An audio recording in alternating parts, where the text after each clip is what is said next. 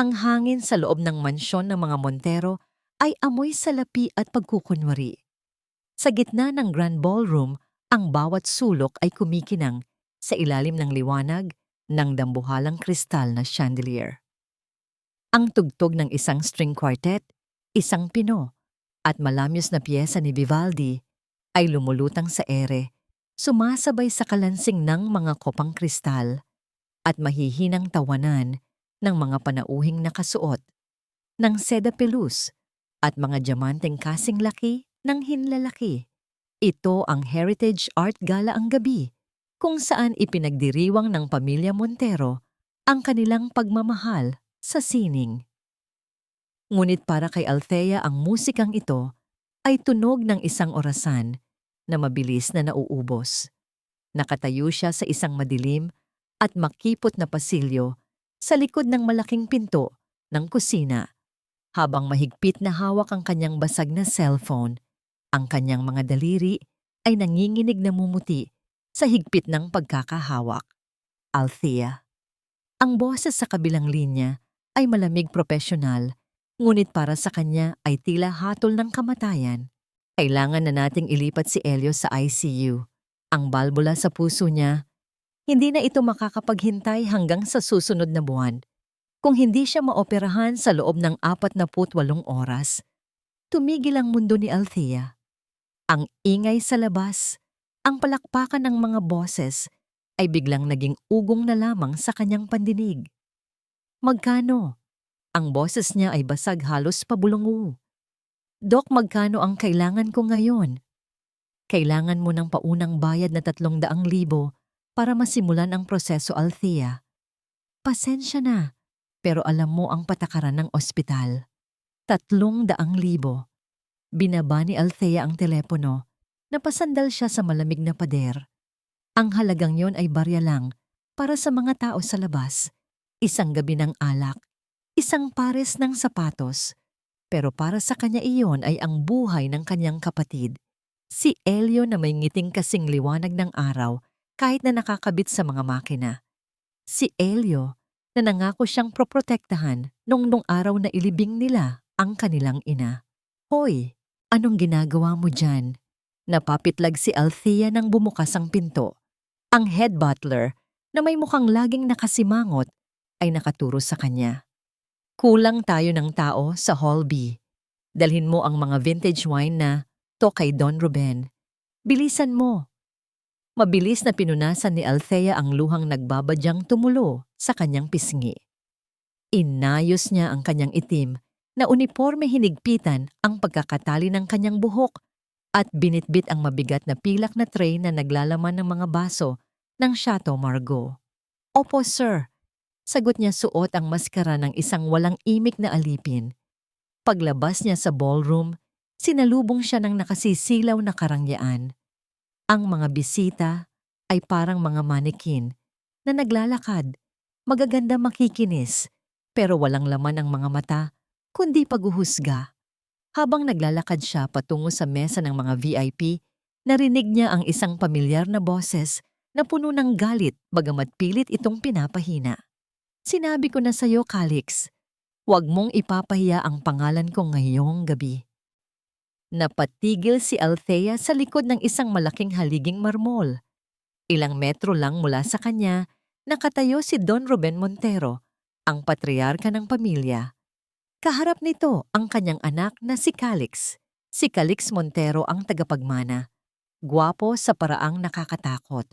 Ang kanyang tuxedo ay gawa ng isang sikat na designer sa Europa at ang kanyang buhok ay perpektong nakaayos. Ngunit ang kanyang ang mga mata niya ay parang dagat na may bagyo sa ilalim. Ginagawa ko ang lahat para sa kumpanyang ito, ama. Mariing sagot ni Calix, ang kanyang panga ay may igting. Pero hindi ako isang aso na susunod sa bawat kumpas mo. Hanggat ako ang nagpapakain sa'yo, hanggat apelyido ko ang gamit mo, aso kita. Duro ni Don Ruben sa dibdib ng anak. Ayusin mo ang pakikitungo mo kay Luis. Ang pamilya niya ang susi sa merger. Ngumiti ka at maging sunod-sunuran. Tumalikod si Don Ruben at naglakad palayo, iniiwan si Calix na nakakuyom ang mga kamao. Nakita ni Althea ang sakit at puot na dumaan sa mukha ni Calix. Sa isang saglit nagtama ang kanilang paningin. Nakita ni Calix na nakita siya ni Althea sa kanyang pinakamahinang sandali. Agad na nagbago ang ekspresyon ng binata mula sa pagiging nasaktan naging matigas at nagyayelong tingin ito. Isang tingin na nagsasabing, "Huwag kang titingin sa akin na parang naaawa ka hampas lupa." Yumuko agad si Althea at nagpatuloy sa paglalakad. Alam niya ang regla, huwag makialam, huwag magpakita, maging invisible. Ngunit ang gabi ay may ibang plano. Mula sa karamihan lumabas si Luis. Siya ang fiancé ni Calix, isang sikat na influencer at modelo. Suot niya ang isang puting ball gown na gawa sa purong seda na bumabagay sa kanyang maputing balat. Siya ang prinsesa ng gabing iyon, ngunit ang mukha niya ay puno ng inis nang makita si Calix na mag-isa. "Calix na bagyaw, basay tub," tawag ni Luis, sabay kapit sa braso ng binata. Ang boses niya ay matinis, parang kuko sa pisara. "Kanina pa kita hinahanap.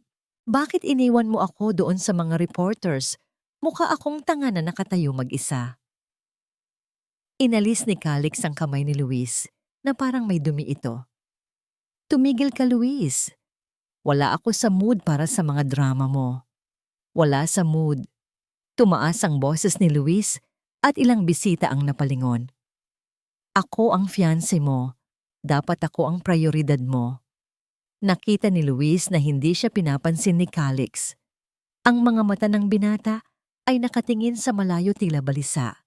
Napahiya si Luis. Kailangan niya ng mapagbubuntunan ng galit. Kailangan niya ng isang bagay o isang tao para ipakita na siya pa rin ang may kapangyarihan. At doon niya nakita si Althea na paparating dala ang tray ng pulang alak. Isang masamang nangiti ang sumilay sa labi ni Luis. Habang dumadaan si Althea sa gilid nila, aksidenteng iniatras ni Luis ang kanyang paa at sinadya ang isang hakbang na humarang sa daanan ng dalaga. "Oops!" Bulong ni Luis. Mabilis ang pangyayari. Nasabit ang paa ni Althea. Nawalan siya ng balanse. Crash ang tunog ng nabasag na kristal ay parang kulog na bumasag sa katahimikan ng bulwagan.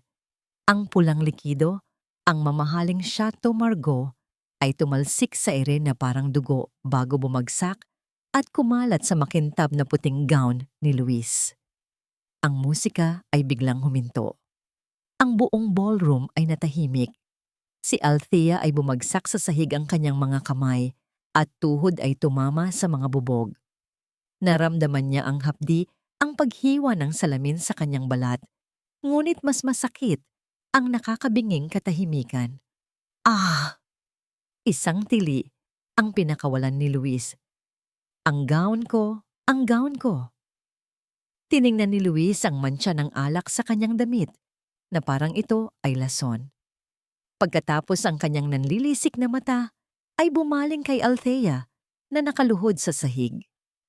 "Ikaw," sigaw ni Luis, ang kanyang mukha ay pumula sa galit. "Tanga ka ba? Alam mo ba kung magkano ito? Mas mahal pa ito kaysa sa buhay mo."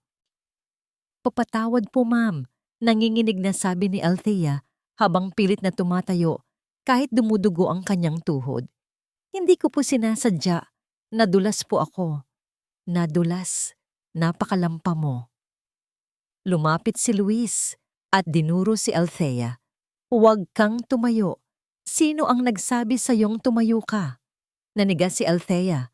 Ang mga mata ng daan-daang tao ay nakatutok sa kanya. Nakita niya ang awa sa ilan, ang pandidiri sa iba. Pero walang gumalaw para tulungan siya. Tumingin siya kay Calix, ang lalaking nakakita ng lahat. Ang lalaking alam niyang nakita ang sadyang pagharang ni Luis. Pero si Calix ay nakatayo lang. Nakapamewang. Ang kanyang mukha ay blanko, walang emosyon. Tinitigan niya si Althea, hindi bilang isang biktima, kundi bilang isang interesanteng insekto na tinatapakan. Sa katunayan, tila nasiyahan pa siya na ang atensyon ng lahat, lalo na ng kanyang ama, ay na kay Althea at hindi sa kanya. "Linisin mo yan," utos ni Luis. Kumuha si Althea ng panyo mula sa kanyang bulsa at akmang pupunasan ang sahig. Hindi ang sahig! Sigaw ni Luis. Itinuro niya ang kanyang sapatos, isang pares ng designer heels na natalsikan din ng kaunting patak ng alak. Ang sapatos ko. Linisin mo ang sapatos ko. Ngayon na. Napasinghap ang mga tao sa paligid. Ito ay hindi na tungkol sa aksidente. Ito ay purong panghihiya. Naramdaman ni Althea ang init na gumapang sa kanyang leeg, papunta sa kanyang mukha. Ang kanyang dignidad ay sumisigaw, umalis ka. Huwag mong gawin yan.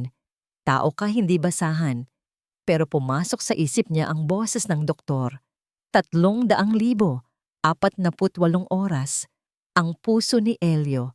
Kung aalis siya ngayon, mawawalan siya ng trabaho. Mawawalan siya ng insurance. Mamamatay si Elio. Dahan-dahan nilunok ni Althea ang kanyang pride. Ang lasa nito ay mapait parang apdo. Lumuhod siya sa harap ni Luis. Ang tuhod niya ay tumama sa mga maliliit na bubog sa sahig, pero hindi siya dumaing. Dahan-dahan niyang inabot ang sapatos ni Luis at pinunasan ito gamit ang kanyang panyo. Nakita niya ang nangiti ng tagumpay sa mukha ni Luis. Narinig niya ang mahihinang bulungan ng mga mata pobre. Bagay sa kanya yan. Masyadong lampa. Sino ba ang kumuha sa babaeng yan? Kawawang Luis na sira ang gabi. Habang nakayuko, nag-angat ng tingin si Althea. Muli nagtama ang paningin nila ni Calix. Inaasahan niyang mag-iwas ito ng tingin. Pero hindi. Nakatingin si Calix sa kanya ng diretsyo. At sa mga matang yon nakita ni Althea ang isang hamon. Isang tahimik na mensahe. Hanggang saan ang kaya mong tiisin para mabuhay, hindi umiyak si Althea. Sa halip sa ilalim ng kanyang pagkakayuko, ang kanyang mga mata ay nagliyab. Ito ay hindi apoy ng pagsuko. Ito ay apoy ng isang taong nagtatanda. Tinigil niya ang pagpunas nang maging malinis na ang sapatos. Tumayo siya nang dahan-dahan tuwid ang likod kahit na nanginginig ang kanyang mga binti. Malinis na po, ma'am, sabi niya. Ang boses niya ay mahina pero buo. Walang garalgal, walang hikbi. Tila nagulat si Luis na hindi umiyak ang katulong. Hindi ito ang reaksyong gusto niya. Gusto niyang makita itong madurog. Bago pa man makagsalita ulit si Luis, lumapit si Calix. Akala ng lahat ay aawatin na nito ang fiancé. Pero lumapit si Calix kay Althea tiningnan ang mantsa ng alak sa uniforme ng dalaga. At pagkatapos ay bumaling sa mga bisita. Mukhang kailangan natin ng entertainment para makalimutan ang kalat na ito. Sabi ni Calix, ang boses ay puno ng mapanganib na kasiyahan. Sayang naman ang alak kung sa sahig lang mapupunta, hindi ba? Humarap siya kay Althea. Isang ngising aso ang gumuhit sa kanyang mga labi. Sumunod ka sa akin, utos ni Calix. Dahil mukhang marami ka pang dapat bayaran sa pamilyang ito. Napatingin si Althea kay Calix. Ang tibok ng puso niya ay mabilis, pero ang isip niya ay malinaw. Ang gabing ito ay hindi pa tapos. At alam niyang papasok siya sa isang laro na mas masahol pa sa pagluhod sa mga bubog. Sumunod siya. Ang bawat hakbang ay may bigat ng mundo, pero ang bawat hakbang ay para kay Elio. Dinala siya ni Calix sa gitna ng Grand Ballroom. Para kay Althea ang maikling paglalakad na yon ay tila isang prosesyon patungo sa sarili niyang bitayan. Ang mga bisita, mga dondonya politiko at mga tagapagmana ng malalaking kumpanya ay humawi at gumawa ng isang malawak na bilog. Ang kanilang mga mata ay gutom sa iskandalo. Matapos ang insidente ng basag na baso at pagluhod, alam nilang may mas matindi pang palabas na inihanda ang anak ni Don Ruben. Huminto si Calix sa mismong sentro sa ilalim ng pinakamalaking aranya. Ang liwanag ay tumatama sa kanya na parang isang spotlight sa teatro. Humarap siya kay Althea, ang mukha ay kalmado, halos maamo na, para bang wala siyang balak na masama. Pero alam ni Althea ang tingin na yon. Iyon ang tingin ng isang batang may hawak na magnifying glass sa tapat ng isang langgam. Althea, banggit ni Calix sa pangalan niya. Ang boses nito ay formal ginagamitan ng microphone, kaya't umalingaw-ngaw ito sa buong bulwagan. Napag-alaman ko na kailangan mo ng pera. Natigilan si Althea. Paano niya nalaman? Lumapit si Calix ng bahagya sapat lang para marinig ni Althea ang bulong nito na hindi naririnig ng iba. Ang amoy ng mamahaling brandy at mint sa hininga nito ay nakakahilo. Narinig ko ang tawag kanina. Bulong ni Calix ang nangiti ay hindi umaabot sa kanyang mga mata. Isang kapatid na may sakit sa puso 300,000 para mabuhay siya, nakakaawa naman. Nanlamig ang buong katawan ni Althea. Ang sikreto niya, ang kahinaan niya, ay hawak na ngayon ng demonyo. Umatras si Calix at muling nagsalita ng malakas para sa mga audience. Ladies and gentlemen, panimula ni Calix nakangiti ng malapad. Ang gabing ito ay tungkol sa sining at kultura, hindi ba Heritage Art Gala? Ipinagmamalaki natin ang ating mga tradisyon, pero tumingin siya kay Althea mula ulo hanggang paa na parang sinusuri ang isang maruming bagay. Mukhang may nakapasok na basura sa ating palasyo. Nagtawanan ng ilang bisita. Si Luis na nasa gilid at nakayakap sa sarili habang pinupunasan ng assistant ang gown ay tumawa ng malakas. Basang-basa ka ng alak, sabi ni Calix habang kukuha ng isang basong tubig mula sa waiter na dumaan. Amoy squatter, hindi nababagay sa amoy ng mga Montero. Bago pa man makagalaw si Althea, itinaas ni Calix ang baso. Splash! Ang malamig na tubig ay bumuhos sa ulo ni Althea. Hindi ito mabilis. Sinadya ni Calix na ibuhos ito ng dahan-dahan. Ang tubig ay dumaloy sa kanyang buhok, pumasok sa kanyang mga mata, tumulo sa kanyang ilong, at humalo sa mantsa ng pulang alak sa kanyang puting apron. Napasandal ang mga tao. May mga nag-o sa gulat, pero mas marami ang nanood lang ng may halong pagkamangha at takot. Nakapikit si Althea habang tumutulo ang tubig sa kanyang mukha. Gusto niyang sumigaw, gusto niyang manakit. Ang kanyang mga kamao sa gilid ay mahigpit na nakakuyom hanggang sa bumaon ang kanyang mga kuko sa palad. Huminahon ka. Para kay Elio. Para kay Elio. Ayan, sabi ni Calix, ibinababa ang baso na parang walang nangyari. Medyo malinis ka na tignan. Ngayon pag-usapan naman natin ang bayad sa pinsalang ginawa mo. Naglakad-lakad si Calix sa paligid ni Althea, parang isang ringmaster sa circus. Ang gown ni Luis ay nagkakahalaga ng 250,000. Ang alak na tinapon mo 100,000. Pagkukwenta ni Calix. Wala kang pambayad, sigurado ako. Isang hamak na katulong, pero huminto siya sa harap ni Althea. Dahil mabait ako, bibigyan kita ng pagkakataon. Itinaas ni Althea ang kanyang mukha. Ang kanyang maskara ay hindi kumalat dahil hindi siya umiiyak. Basang-basa siya, mukhang kaawa-awa, pero ang mga mata niya ay nanatiling matalim. Ano ang gusto ninyo, sir? Tanong niya. Ang boses niya ay nagyayelo. Ngumisi si Calix. Narinig ko sa biodata mo na galing ka sa probinsya ng mga mananayaw. Sabi nila, magaling daw kayong magbalanse. Pandanggo sa ilaw tama. Tumango ang konduktor ng orkestra sa senyas ni Calix. Ang hamon ay simple, deklara ni Calix. Sasayaw ka. Pandanggo sa ilaw. Pero hindi gamit ang mga pekeng ilaw na debaterya. Gagamit tayo ng tunay na kandila. 3 kandila. Senyas ulit ni Calix. Isang matandang katulong ang lumapit na may dalang tray ng 3 malalaking kandila sa baso. Sinindihan ang mga ito. Ang apoy ay sumasayaw mainit at mapanganib.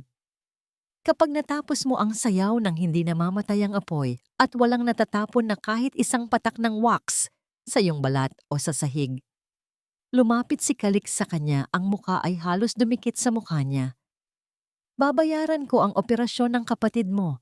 Full coverage. Kahit saang ospital. Nanlaki ang mga mata ni Althea. Ang pag-asa ay biglang sumibol sa kanyang dibdib. kasabay ng matinding takot. Ito na. Ito ang sagot sa panalangin niya. Pero dugtong ni Calix at ang tono niya ay naging mas malupit. Kapag nabigo ka, kapag nalaglag ang baso o namatay ang apoy o tumulo ang wax, itinuro ni Calix ang kanyang sapatos na itim makintab na Italian leather. Luluhod ka ulit. At hindi lang pupunasan, hahalikan mo ang sapatos ko sa harap ng lahat ng taong ito bilang pag-amin na isa kang basurang walang kwenta. Pagkatapos, sisiguraduhin kong wala ng ospital sa Pilipinas ang tatanggap sa kapatid mo. Blacklisted kayo habang buhay. Isang nakakabinging katahimikan ang bumalot sa silid. Ang pusta ay hindi lang pera. Ang pusta ay ang buhay ni Elio at ang natitirang dignidad ni Althea. Ano, Miss Cinderella? Pang-uuyam ni Luis mula sa gilid. Takot ka na ba? Umuwi ka na lang sa lungga mo. Tumingin si Althea sa apoy ng mga kandila. Mainit, delikado. Kung tatanggi siya, paaalisin siya at mamamatay si Elio. Kung tatanggapin niya at mabibigo siya, mawawalan siya ng dangal at mamamatay pa rin si Elio. Ang tanging pagpipilian ay ang manalo. Naalala niya ang kanyang ina, si Esperanza, ang alamat na kinalimutan ng mundo. Ang sayaw Althea ay hindi nasa paa, nasa puso. Ang apoy ay hindi kalaban, ito ay kapareha. Huminga ng malalim si Althea. Ang lamig ng tubig sa kanyang damit ay unti-unting napalitan ng init ng galit sa kanyang dugo. Tiningnan niya si Calix ng diretso sa mata. Wala nang takot. Wala nang pag-aalinlangan. Ang nakita ni Calix ay hindi ang tingin ng isang alipin, kundi ang tingin ng isang reyna na hinamon sa kanyang sariling korte. Tinatanggap ko, sagot ni Althea. Malakas, malinaw. Napangiti si Calix pero may bahid ng gulat sa kanyang mukha. Hindi niya inaasahan ang tapang na yon. Magaling sarkastikong palakpak ni Calix. Kung gayon, let the show begin. Inabot ni Althea ang unang kandila. Mainit ang baso sa kanyang palad. Inilagay niya ito sa kanang kamay, ang pangalawa sa kaliwa. At ang pangatlo, ang pinakamahirap, ay dahan-dahan niyang ipinatong sa ibabaw ng kanyang basang buhok. Ang bigat ng baso sa kanyang ulo ay parang bigat ng mundo. Kailangan niyang maging estatwa. Kailangan niyang maging hangin.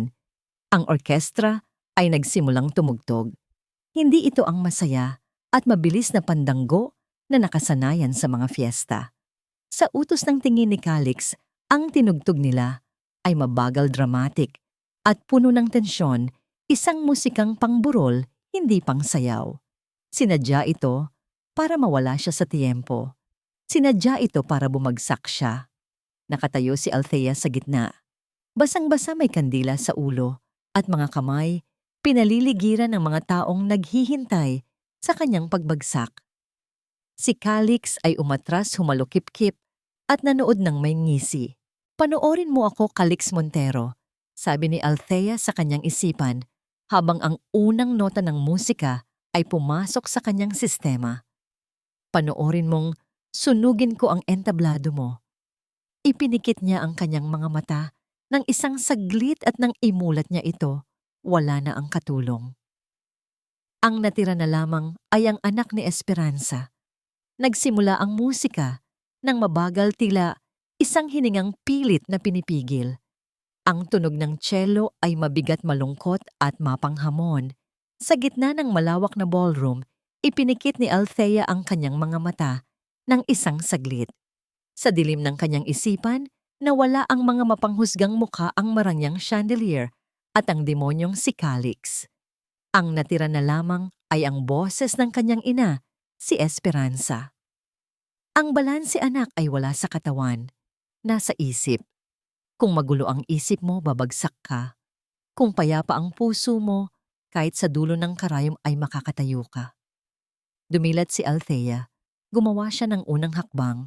Hindi ito ang karaniwang pandanggo sa ilaw na nakikita sa mga folk dance presentation. Dahil sa kanyang background sa ballet na naputol, Dahil sa kahirapan ng bawat galaw ni Althea, ay may kakaibang grace at precision.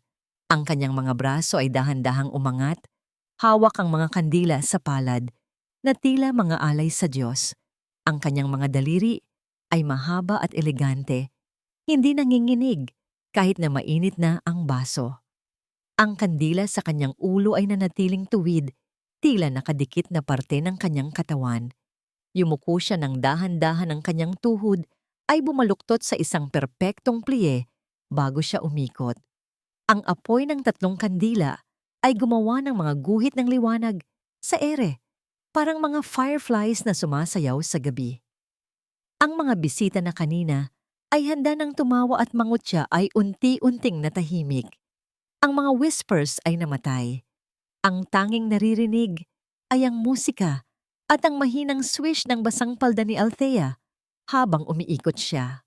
Si Calix na nakatayo sa gilid, hawak ang kanyang brandy, ay naramdaman ng pag-init ng kanyang ulo. Hindi ito ang plano. Dapat ay nanginginig si Althea.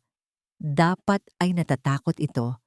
Dapat ay nalaglag na ang kandila sa ulo nito at nasunog ang buhok nito. Bakit mukha itong marangal? Bakit mukha itong reyna sa gitna ng mga basahan? Bilisan niyo. Madiing utos ni Calix sa konduktor ng orkestra, sapat lang para marinig ng mga musikero. Gusto niyo bang mawalan ng trabaho, Allegro? Natakot ang konduktor. Mula sa mabagal na adagyo, bigla niyang kinumpas ang baton para sa isang mabilis at agresibong tempo. Ang musika ay naging mabilis, tila hinahabol. Ang mga biolin ay tumili. Ito ay isang trap.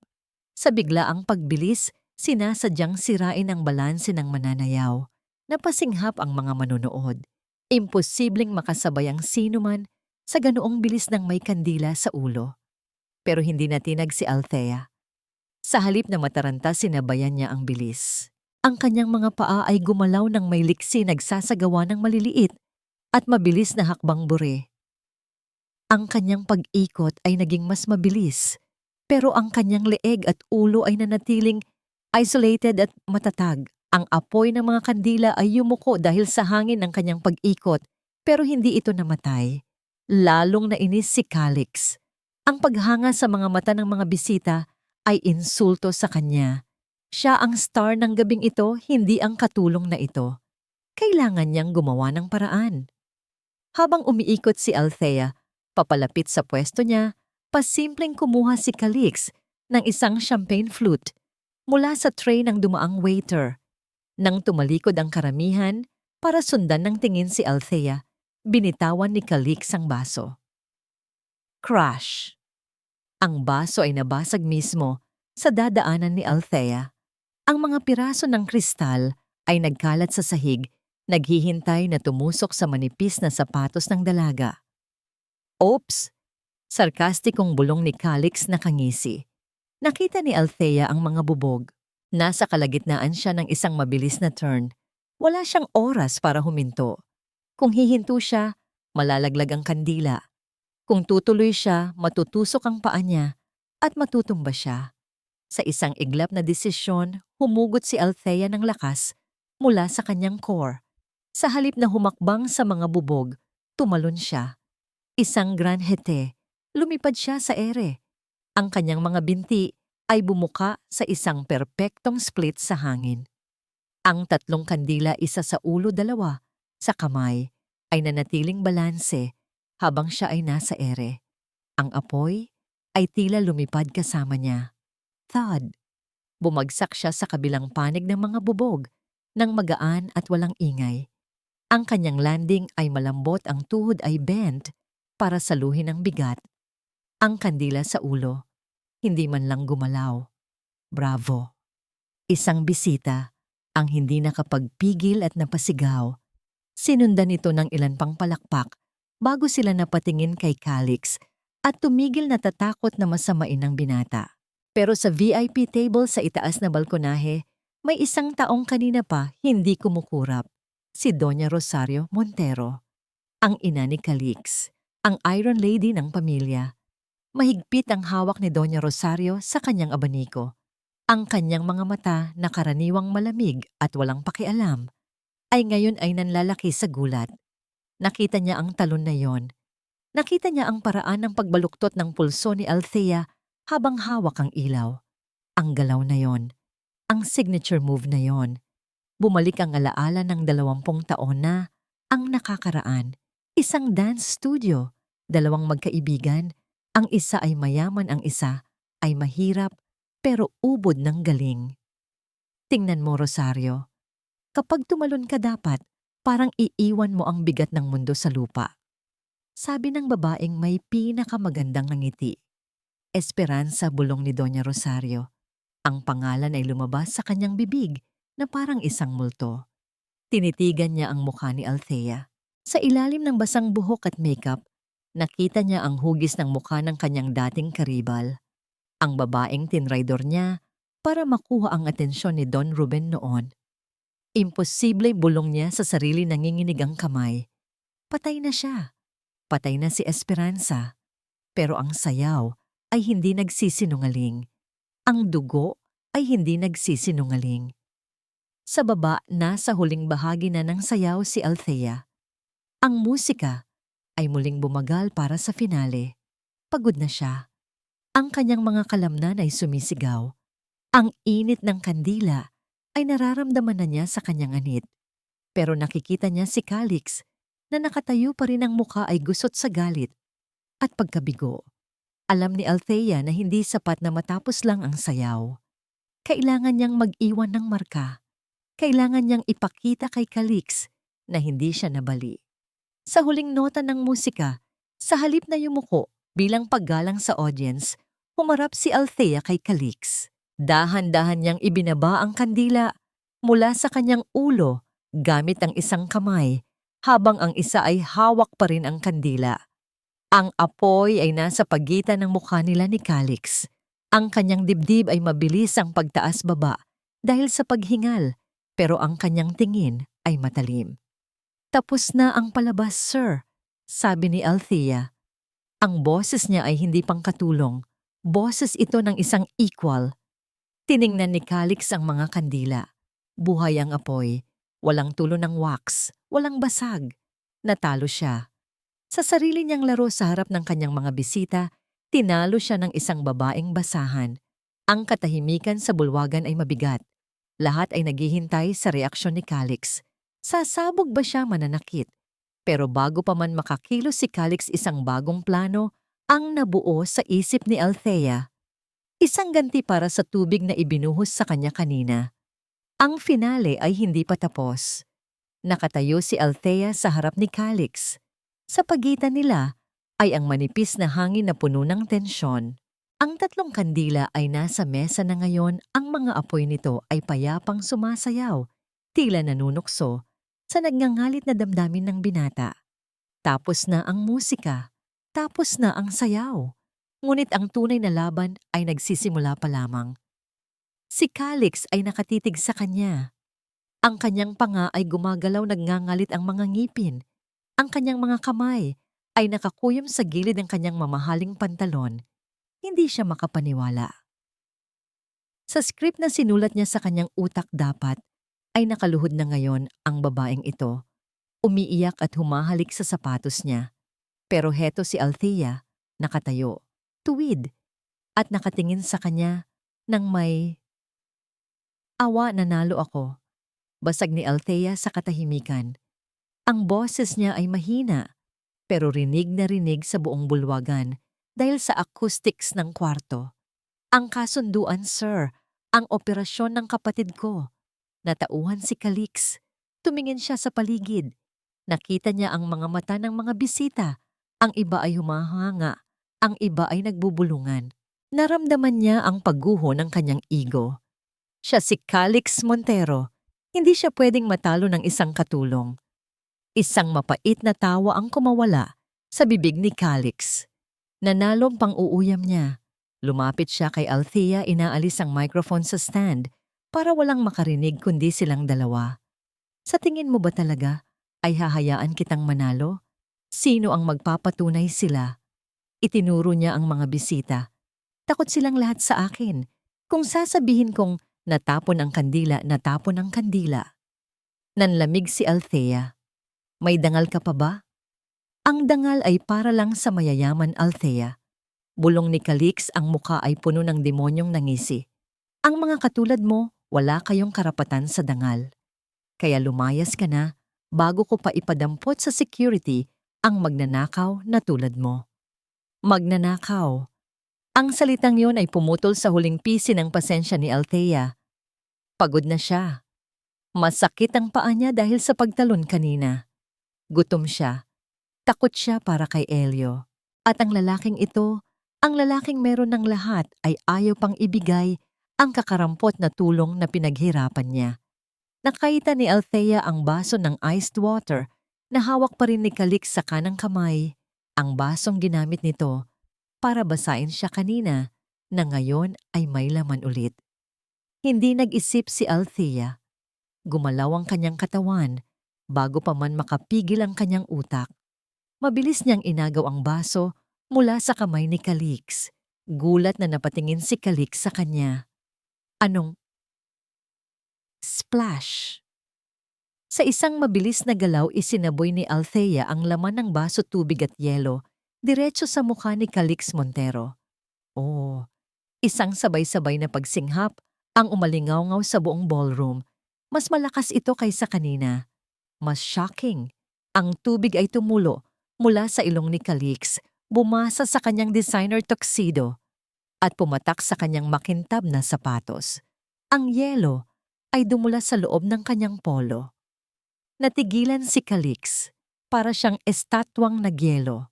Ang lamig ng tubig ay wala kumpara sa init ng kahihiyan na sumabog sa kanyang mukha.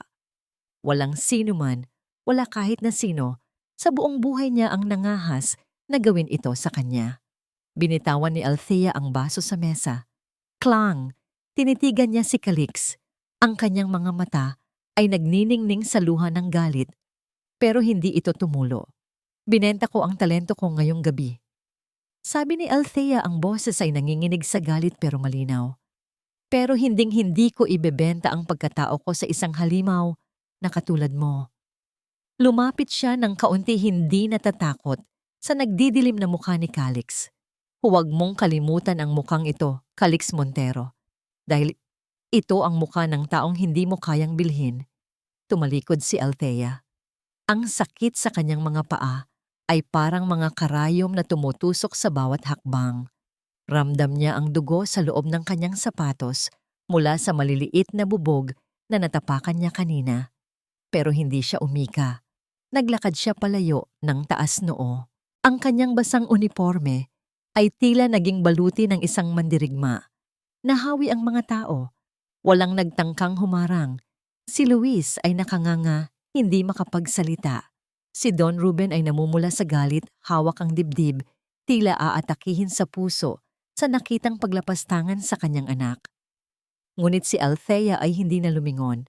Naglakad siya palabas ng dambuhalang pinto, palabas ng mansyon patungo sa madilim na gabi. Nang makalabas siya doon, lamang bumuhos ang kanyang luha. Napasandal siya sa malaking gate ng mansyon, hinihingal, nanginginig. Naghihintay ang sakit ng realidad. Wala siyang pera. Galit ang mga Montero. Paano na si Elio? Samantala sa loob ng mansyon, sa VIP balcony, hindi inalis ni Doña Rosario ang kanyang tingin sa papalayong figura ni Althea. Ang eksena ng pagsaboy ng tubig, ang tapang sa mga mata nito, ang paraan ng pagtalikod nito. Lahat ay pamilyar. Sobrang pamilyar. Bumalik sa alaala niya ang huling beses na nagkita sila ni Esperanza. Ang araw na tinalikuran ito ng lahat. Ganoon din ang tingin ni Esperanza, puno ng dignidad, kahit na wasak na wasak. Secretary Lim, tawag ni Doña Rosario, hindi lumilingon. Mabilis na lumapit ang kanyang personal na sekretarya, isang babaeng nakasalamin at may hawak na tablet. Yes, madam. Gusto kong alamin mo ang lahat tungkol sa babaeng yon. Si Althea. Huminto siya sandali, tila takot banggitin ang apelyido.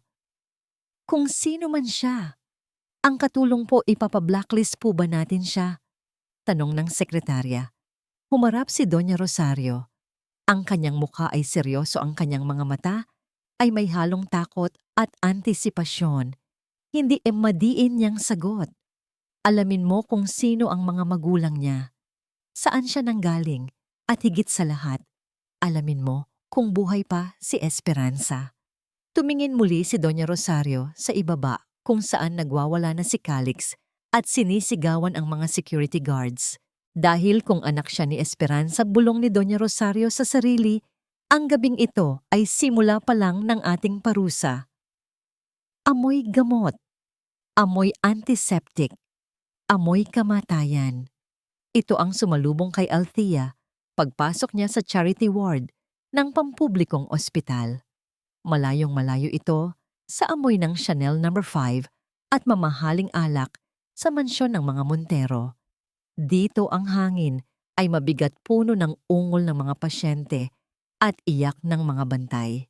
Basang-basa pa rin si Althea. Ang kanyang itim na uniform ay dumidikit sa kanyang balat at ang bawat hakbang niya ay nagiiwan ng bakas ng tubig at kaunting dugo sa sahig na vinil. Hindi niya ininda ang hapdi ng mga bubog na bumaon sa talampakan na niya. Ang isip niya ay na kay Elio. "Nurse?" Tawag niya halos paos na ang boses. "Ang kapatid ko, si Elio Reyes." Isang nurse na mukhang pagod na pagod ang tumingin sa kanya mula sa station. Tiningnan nito ang suot ni Althea, ang magulo niyang buhok at ang nanginginig niyang mga kamay. "Miss Reyes," sabi ng nurse, hindi man lang ngumiti. "Nasa emergency room pa siya. Pero sinabi na namin sa'yo, hindi namin siya pwedeng ilipat sa ICU o maoperahan hanggat walang deposit." "Parang awa niyo na." Lumapit si Althea, hinawakan ng counter na parang ito na lang ang nagpapatayo sa kanya.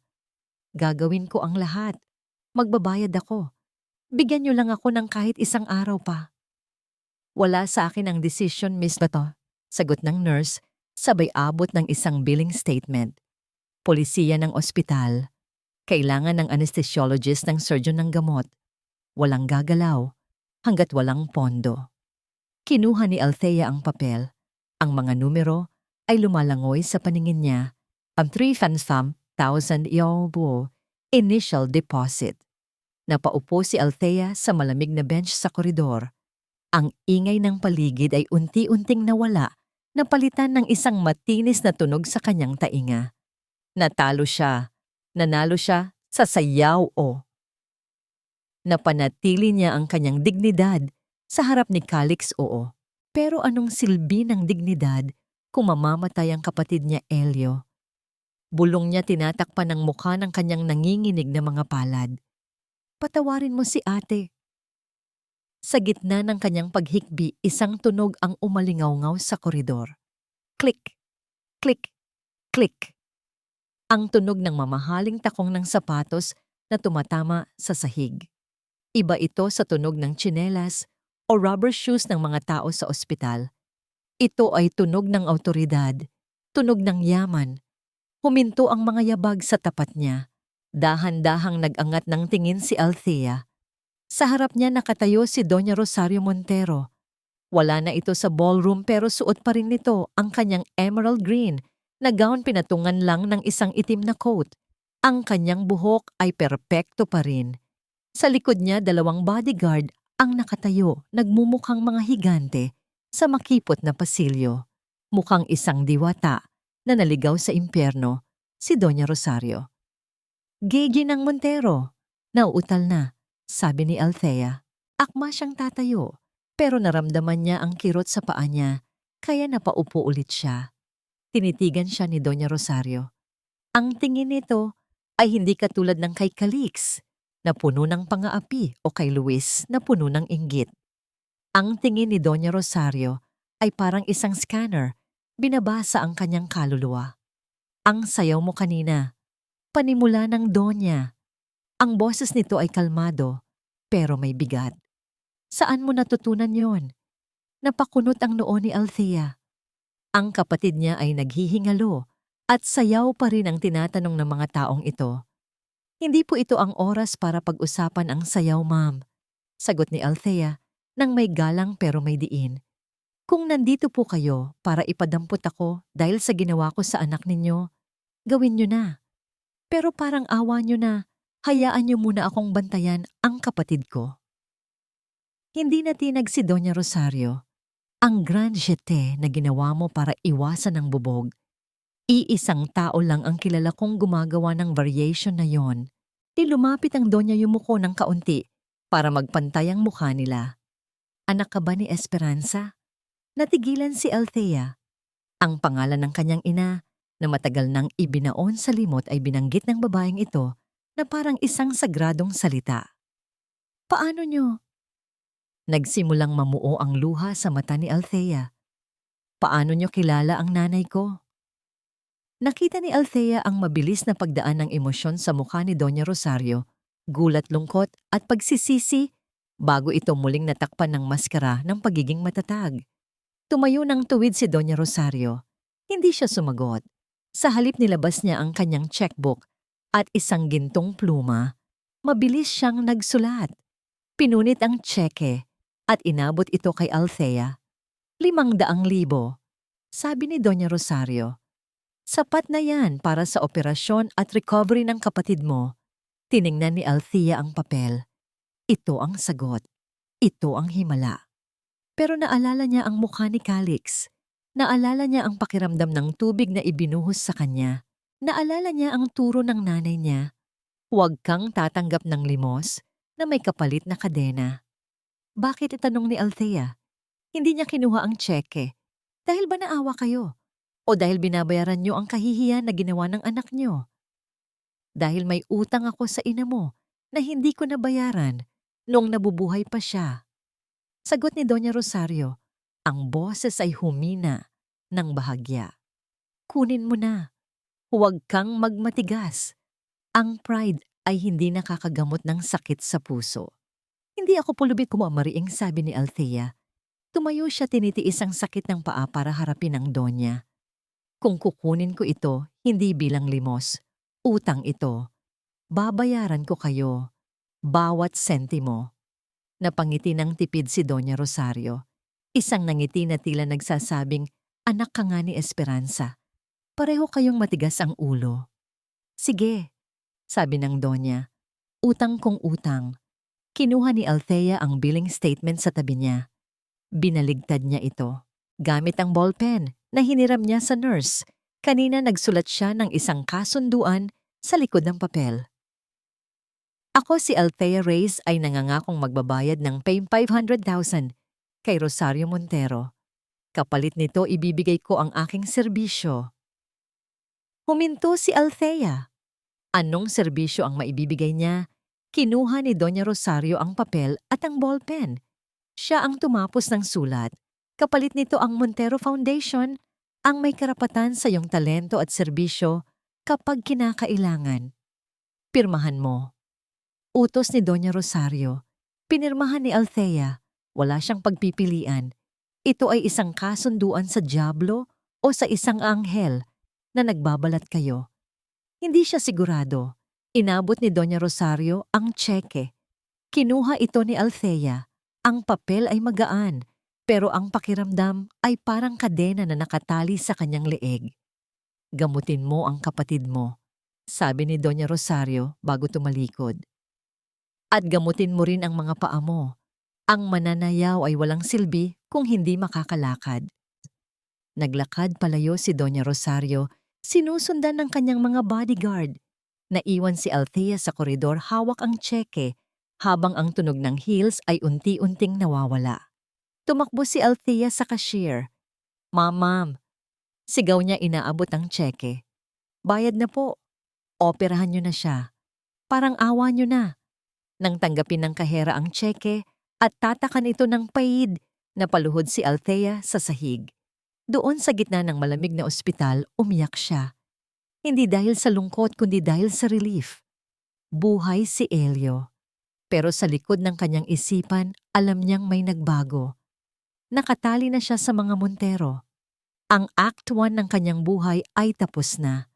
Ang Act 2, ang pagbabayad sa utang at pagharap sa multo ng nakaraan, ay nagsisimula pa lamang. 3 buwan ang nakalipas. 1-2 bagsak balikat. 1-2 taas ng chin. Ngumiti kayo, Hindi kayo parurusahan. Ang boses ni Althea ay umaalingaw-ngaw sa loob ng isang lumang bodega na gawa sa yero at kahoy. Mainit. Ang amoy ng pawis ay humahalo sa amoy ng alikabok at usok ng tricycle mula sa labas.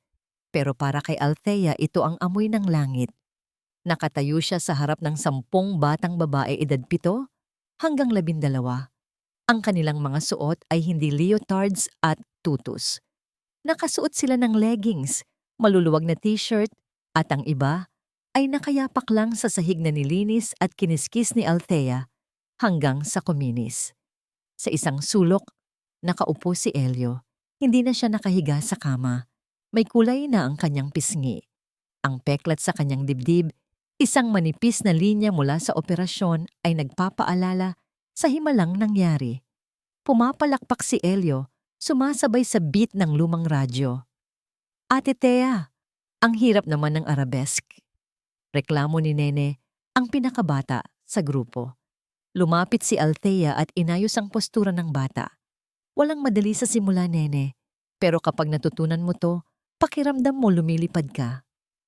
Ngumiti si Althea. Ito ang buhay na gusto niya. Malayo sa mansyon ng mga Montero. Malayo sa kahihiyan.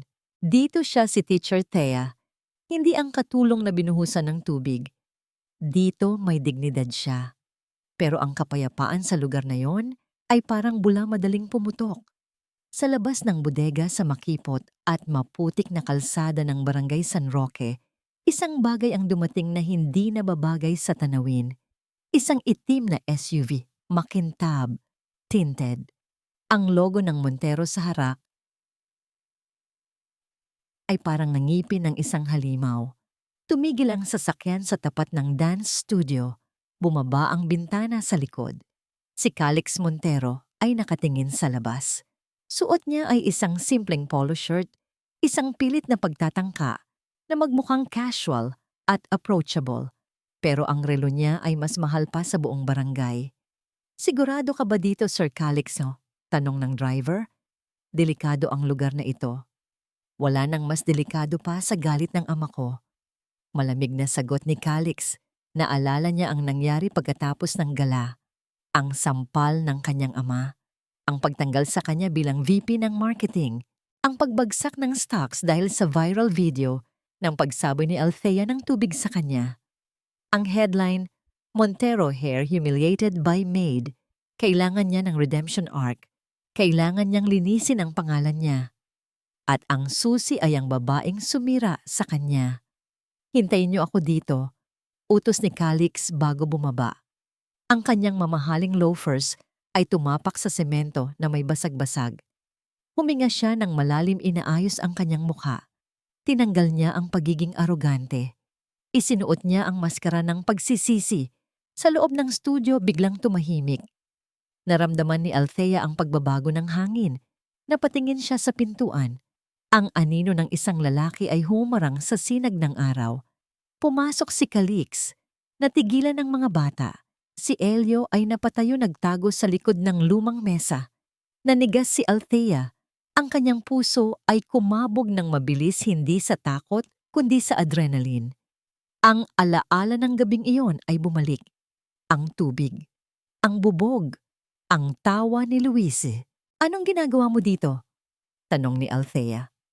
Ang boses niya ay mababa. Parang ungol ng isang asong nagpoprotekta sa mga tuta. Umalis ka. Hindi ka namin kailangan dito. Tinaas ni Calix ang kanyang 2 kamay, senyas na wala siyang dalang armas. Althea, banggit niya sa pangalan ng dalaga. Ang tono ay malumanay, halos nakakapanibago. Hindi ako pumunta dito para manggulo. Wala akong pakialam, sagot ni Althea. Kinuha niya ang walis tambo sa gilid. Lumabas ka bago ko itapon ang maruming tubig ng mop sa mukha mo ulit. Napangiwi si Calix nang banggitin ang water incident pero mabilis niya itong tinago. Alam kong galit ka, sabi ni Calix humahakbang papalapit. At may karapatan kang magalit. Gago ako noong gabing iyon. Inamin ko yon. Natigilan si Althea. Si Calix Montero. Umaamin na gago siya. Pinarusahan ako ng ama ko. Pagpapatuloy ni Calix, tumingin siya sa mga bata na ngayon ay nakasilip sa kanya ng may pagtataka. Tinanggalan ako ng posisyon. Nawala ang respeto ng mga tao sa akin. At sa 3 buwan na nag-isip ako, na-realize ko na tama ka. Tama ako saan? Mataray na tanong ni Althea, na ang pera at kapangyarihan ay walang kwenta kung wala kang puso. Dramatiko niyang sagot. Isa itong linyang pinraktis niya sa harap ng salamin kagabi. Lumapit siya sa mesa kung saan nakapatong ang lumang radyo. May inilabas siyang isang makapal na folder. Nabalitaan ko ang tungkol sa sinagsining mo dito. Sabi ni Calix, maganda ang layunin mo, Althea. Pero tingnan mo ang lugar na to. Mainit, masikip, delikado para sa mga bata. Masaya kami dito, sagot ni Althea. Hindi namin kailangan ng awa mo. Hindi ito awa, sabi ni Calix. Binuksan niya ang folder. Ipinakita niya ang mga blueprints at 3D rendered images. Napatingin si Althea. Nakita niya ang isang modernong gusali. May aircon, may mirror sa dingding, may bare para sa ballet, may music room. Ito ang Montero Cultural Center, paliwanag ni Calix. Isang proyekto para sa mga komunidad na tulad nito. Libreng edukasyon sa sining, scholarship sa Maynila. At gusto kong itayo ito dito mismo sa San Roque. Ang mga mata ng mga bata ay nanlaki nang makita ang mga litrato. Wow, ang ganda. Bulong ni Nene. Napatingin si Althea kay Nene, tapos kay Elio, at tapos sa blueprint. Ito ang pangarap niya. Isang totoong paaralan para sa mga batang walang chance. At gusto kong ikaw ang mamuno. Dagdag ni Calix, ibinabagsak ang huling alas. Maging artistic director ka. Ikaw ang masusunod sa curriculum. Ikaw ang pipili ng mga scholars. Ang pera ay manggagaling sa amin, pero ang puso ng proyekto ay manggagaling sa'yo. Tinitigan ni Althea si Calix. Hinanap niya ang kasinungalingan sa mga mata nito. Pero magaling si Calix. Ang nakikita lang niya ay ang mukha ng isang taong gustong bumawi. Pero alam ni Althea na ang demonyo ay hindi nagbabago ng anyo. Nagpapalit lang ito ng damit. Bakit, tanong ni Althea, bakit mo ito ginagawa? Para linisin ang pangalan mo. Oo, diretsahang sagot ni Calix. Kailangan kong bumango sa publiko. Selfish na dahilan, alam ko. Pero Althea, isipin mo ang mga bata. Tatanggihan mo ba ang kinabukasan nila dahil lang galit ka sa akin? Hahayaan mo ba silang magtiis sa init at alikabok dahil lang sa pride mo? Tinamaan si Althea. Ginamit ni Calix ang kahinaan niya, ang pagmamahal niya sa mga bata laban sa kanya. Pag-isipan mo, sabi ni Calix. Iniwan niya ang folder sa mesa. Babalik ako sa 1 linggo. Ang press conference para sa launch ay sa katapusan ng buwan. Sana nandoon ka. Tumalikod si Calix at naglakad palabas. Nang makasakay siya sa loob ng kanyang SUV, nawala ang maamong mukha ni Calix. Napalitan ito ng isang malamig na ngisi. Kinuha niya ang sanitizer at mabilis na naglinis ng kamay diring-diri sa hinawakan niyang mesa kanina. Kumagat ba, sir? Tanong ng driver. Kakagat yan. Sagot ni Calix habang tinitingnan si Althea mula sa bintana na nakatitig sa blueprint. Ang mga taong katulad niya, akala nila kaya nilang baguhin ang mundo. Yan ang papatay sa kanila. Sa loob ng studio, hinawakan ni Althea ang papel. Ang bigat nito ay parang bigat ng tseke ni Doña Rosario noon. Isang boses sa utak niya ang sumisigaw. Bitag yan. Pero isang boses din ang bumubulong. Pero paano kung totoo? Paano kung ito na ang pagkakataon ng mga bata? Tumingin si Althea kay Elio. Ngumiti ang kapatid niya at nag-thumbs up. Hindi alam ni Althea na sa pagpirma niya sa kontratang ito, hindi lang siya papasok sa isang paaralan. Papasok siya sa isang hawla ng leon. Ang balita tungkol sa Montero Cultural Center ay kumalat sa barangay San Roque na parang sunog sa panahon ng tag-init. Mabilis, mainit, at hindi mapipigilan. Sa loob ng 3 araw, Hindi makalakad si Althea sa kalsada nang hindi hinaharang ng mga kapitbahay. Althea, totoo ba? Magkakaroon daw ng aircon ng studio, tanong ni Aling Bibang habang naglalaba. Ma'am Thea, tanggapin mo na. Sayang naman ang scholarship ng anak ko. Pakiusap ng kapitan ng barangay na biglang naging magalang sa kanya. Pakiramdam ni Althea ay unti-unti siyang nasusukol. Ang bawat ngiti ng mga magulang, ang bawat kislap sa mata ng mga bata ay parang rehas na bakal na bumubuo sa kanyang paligid.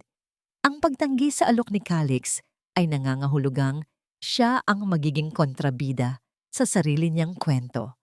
Siya ang magiging selfish na nagkait ng langit sa mga mahihirap, pero alam niyang lason ang alok na yon.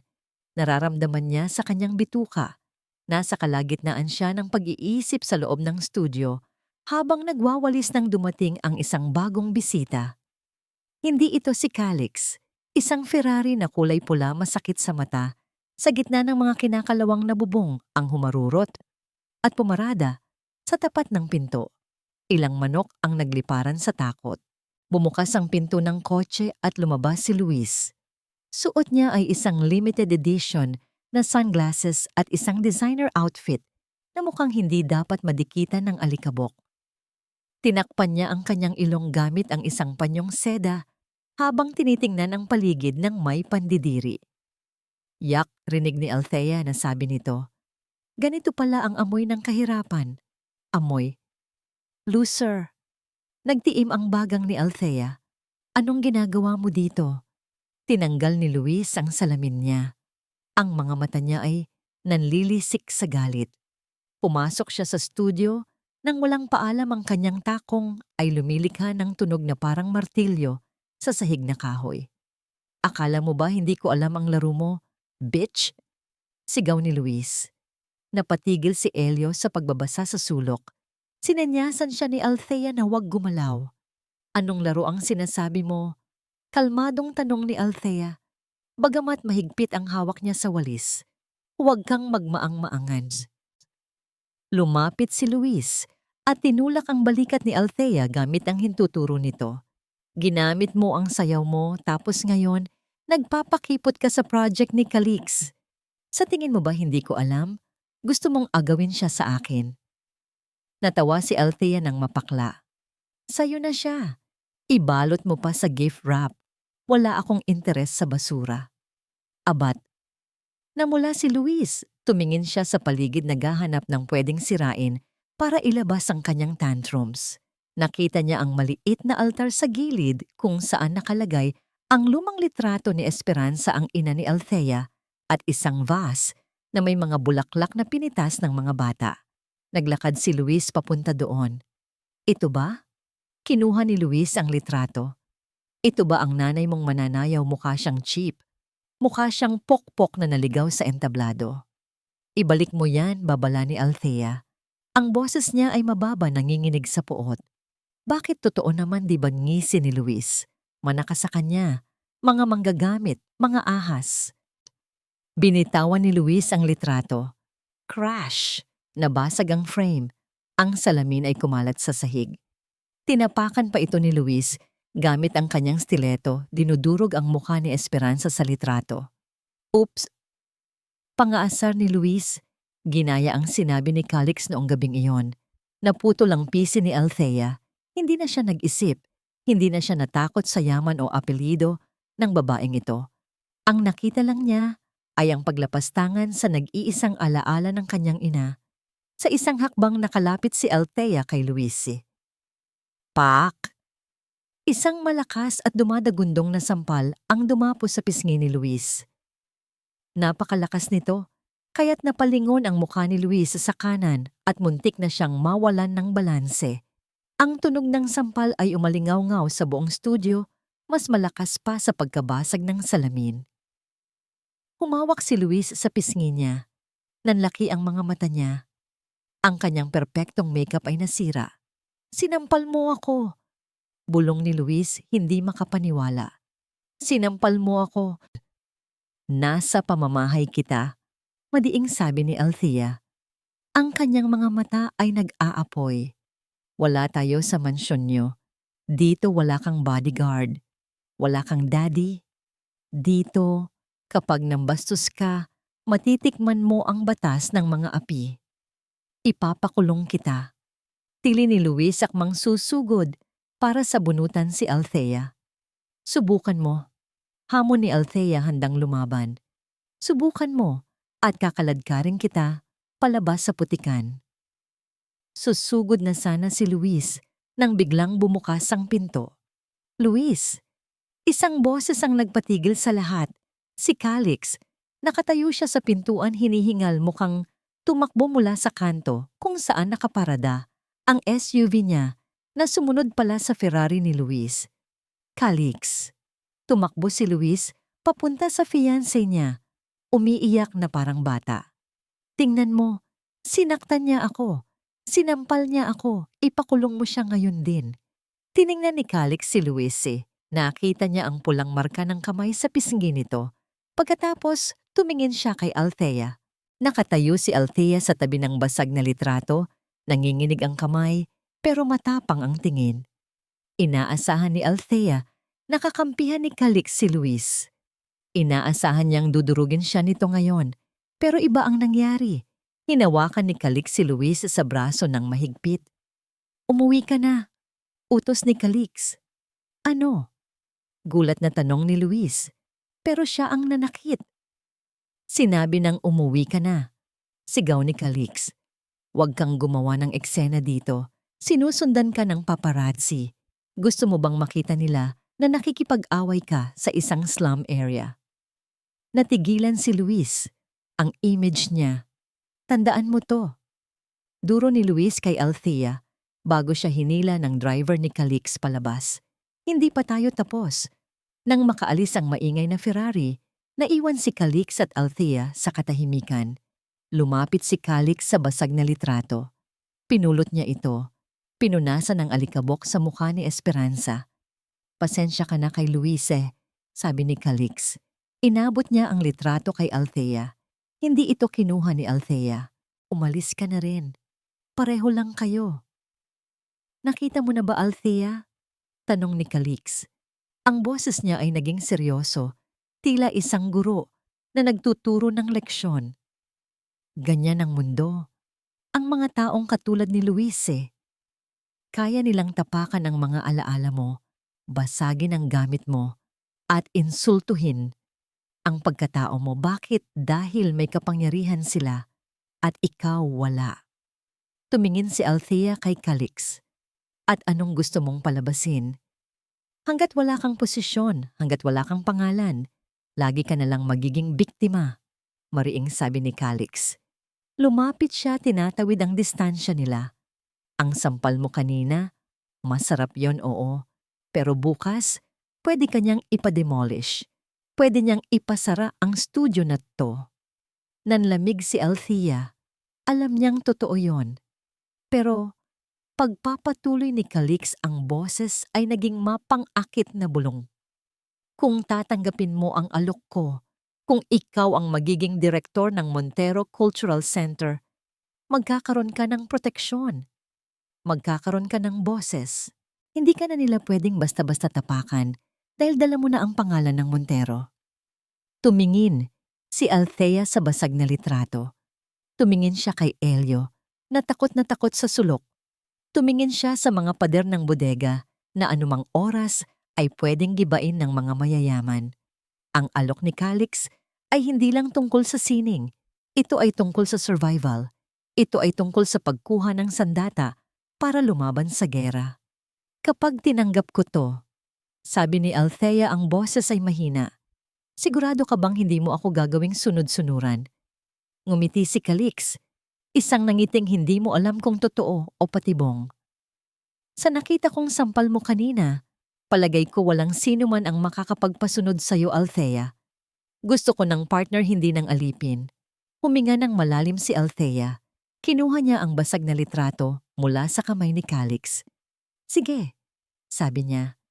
Tinatanggap ko, pero sa oras na lokohin mo ako o ang mga bata, mas masahol pa sa sampal ang aabutin mo. Tumango si Calix. Deal. Sa labas nagsimulang kumulog. Ang langit ay nagdilim. Nakapasok na si Althea sa bitag at si Calix, habang naglalakad pabalik sa kanyang sasakyan, ay napangisi. Nakuha na niya ang alas. Ang launching ng Cultural Center ang magiging entablado ng kanyang pagbabalik sa kapangyarihan. At si Althea, siya lang naman ang magandang palamuti na gagamitin niya at itatapon pagkatapos. Ang Montero Tower ay isang higanting gawa sa bakal at salamin na tumutusok sa langit ng Makati. Ito ang simbolo ng kapangyarihan ng pamilya Montero. Mula sa 30th floor, ang mga bahay sa San Roque ay mukhang mga langgam na lamang, maliliit, marurumi at walang halaga. Nakatayo si Althea sa harap ng malawak na bintana ng conference room. Suot niya ang isang simpleng blazer na hiniram niya sa kapitbahay, pilit na ibinabagay ang sarili sa mundo ng mga aircon at carpet. Sa gitna ng silid ay may isang malaking architectural scale model. Ito ang Montero Cultural Center. Napakaganda. May mga pinaliit na puno, may fountain at may gusaling mukhang gawa sa pangarap. Maganda ba? Napalingon si Althea. Pumasok si Calix, may dalang-dalawang tasa ng kape. Iba ang aura niya ngayon kaysa sa slum area kahapon. Dito siya ang hari. Kampante. Makapangyarihan. Masyadong maganda para maging totoo. Sagot ni Althea, tinatanggap ang kape pero hindi ito iniinom. Ganyan talaga ang mga pangarap, Althea. Ngiti ni Calix. Lumapit siya sa modelo at hinaplos ang bubong ng maliit na gusali. Sa umpisa, akala mo imposible, pero kapag may pera at vision, nagiging realidad. Inilapag ni Calix ang isang itim na folder sa mesa. Ang kontrata. Nandyan na ang lahat ng napag-usapan natin, sabi ni Calix. Ikaw ang direktor. May sweldo kang pa 80,000 kada buwan, malaking tulong yon para kay Elio. May full authority ka sa mga students at higit sa lahat sisimulan na ang construction sa susunod na buwan. Tiningnan ni Althea ang folder. Ito na. Ang susi sa pag-ahon. Ang proteksyon laban kay Luis. Ang kinabukasan ng mga bata.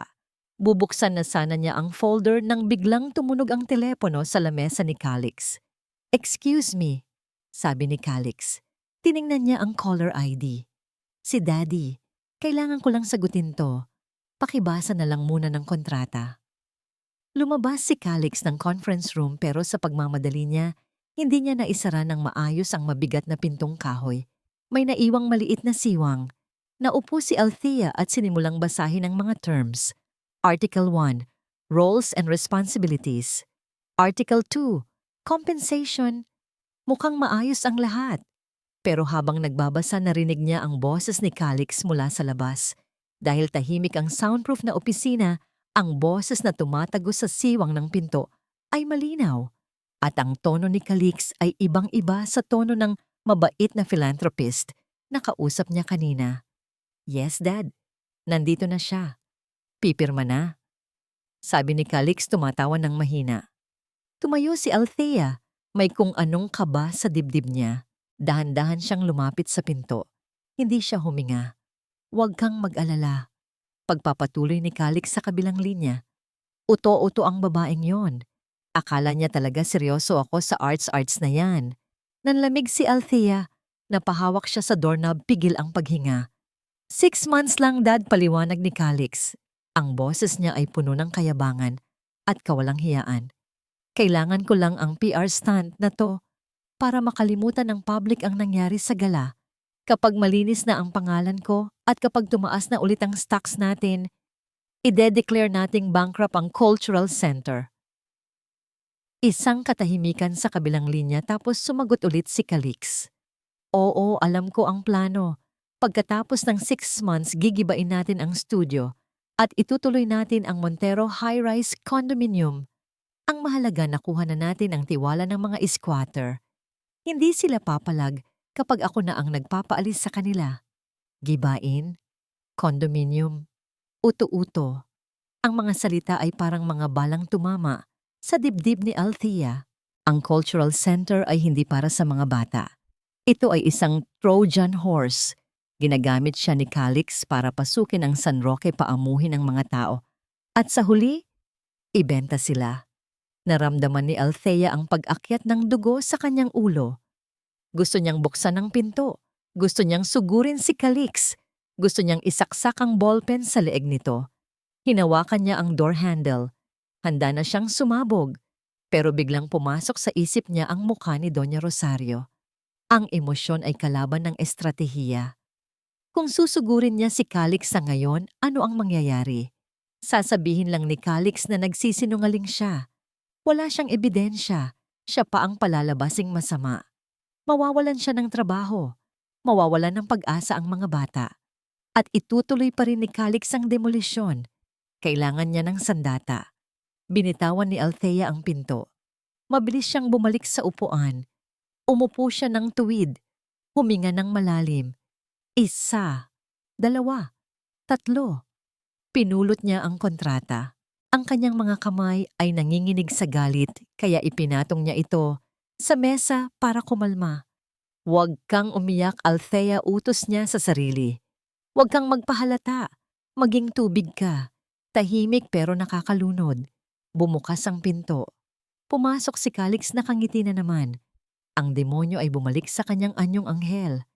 Sorry, medyo natagalan. Sabi ni Calix, umuupo sa tapat niya. Maraming concerns ang board pero sinabi ko sa kanila na worth it ang investment na to dahil sa'yo. Tinitigan ni Althea si Calix. Sa mga oras na yon, nakita niya ang tunay na anyo nito. Wala itong kaluluwa. Isa itong makinang kumakain ng tao. May problema ba? Tanong ni Calix na pansin ang katahimikan ni Althea. Ngumiti si Althea. Isang ngiti na hindi umabot sa kanyang mga mata.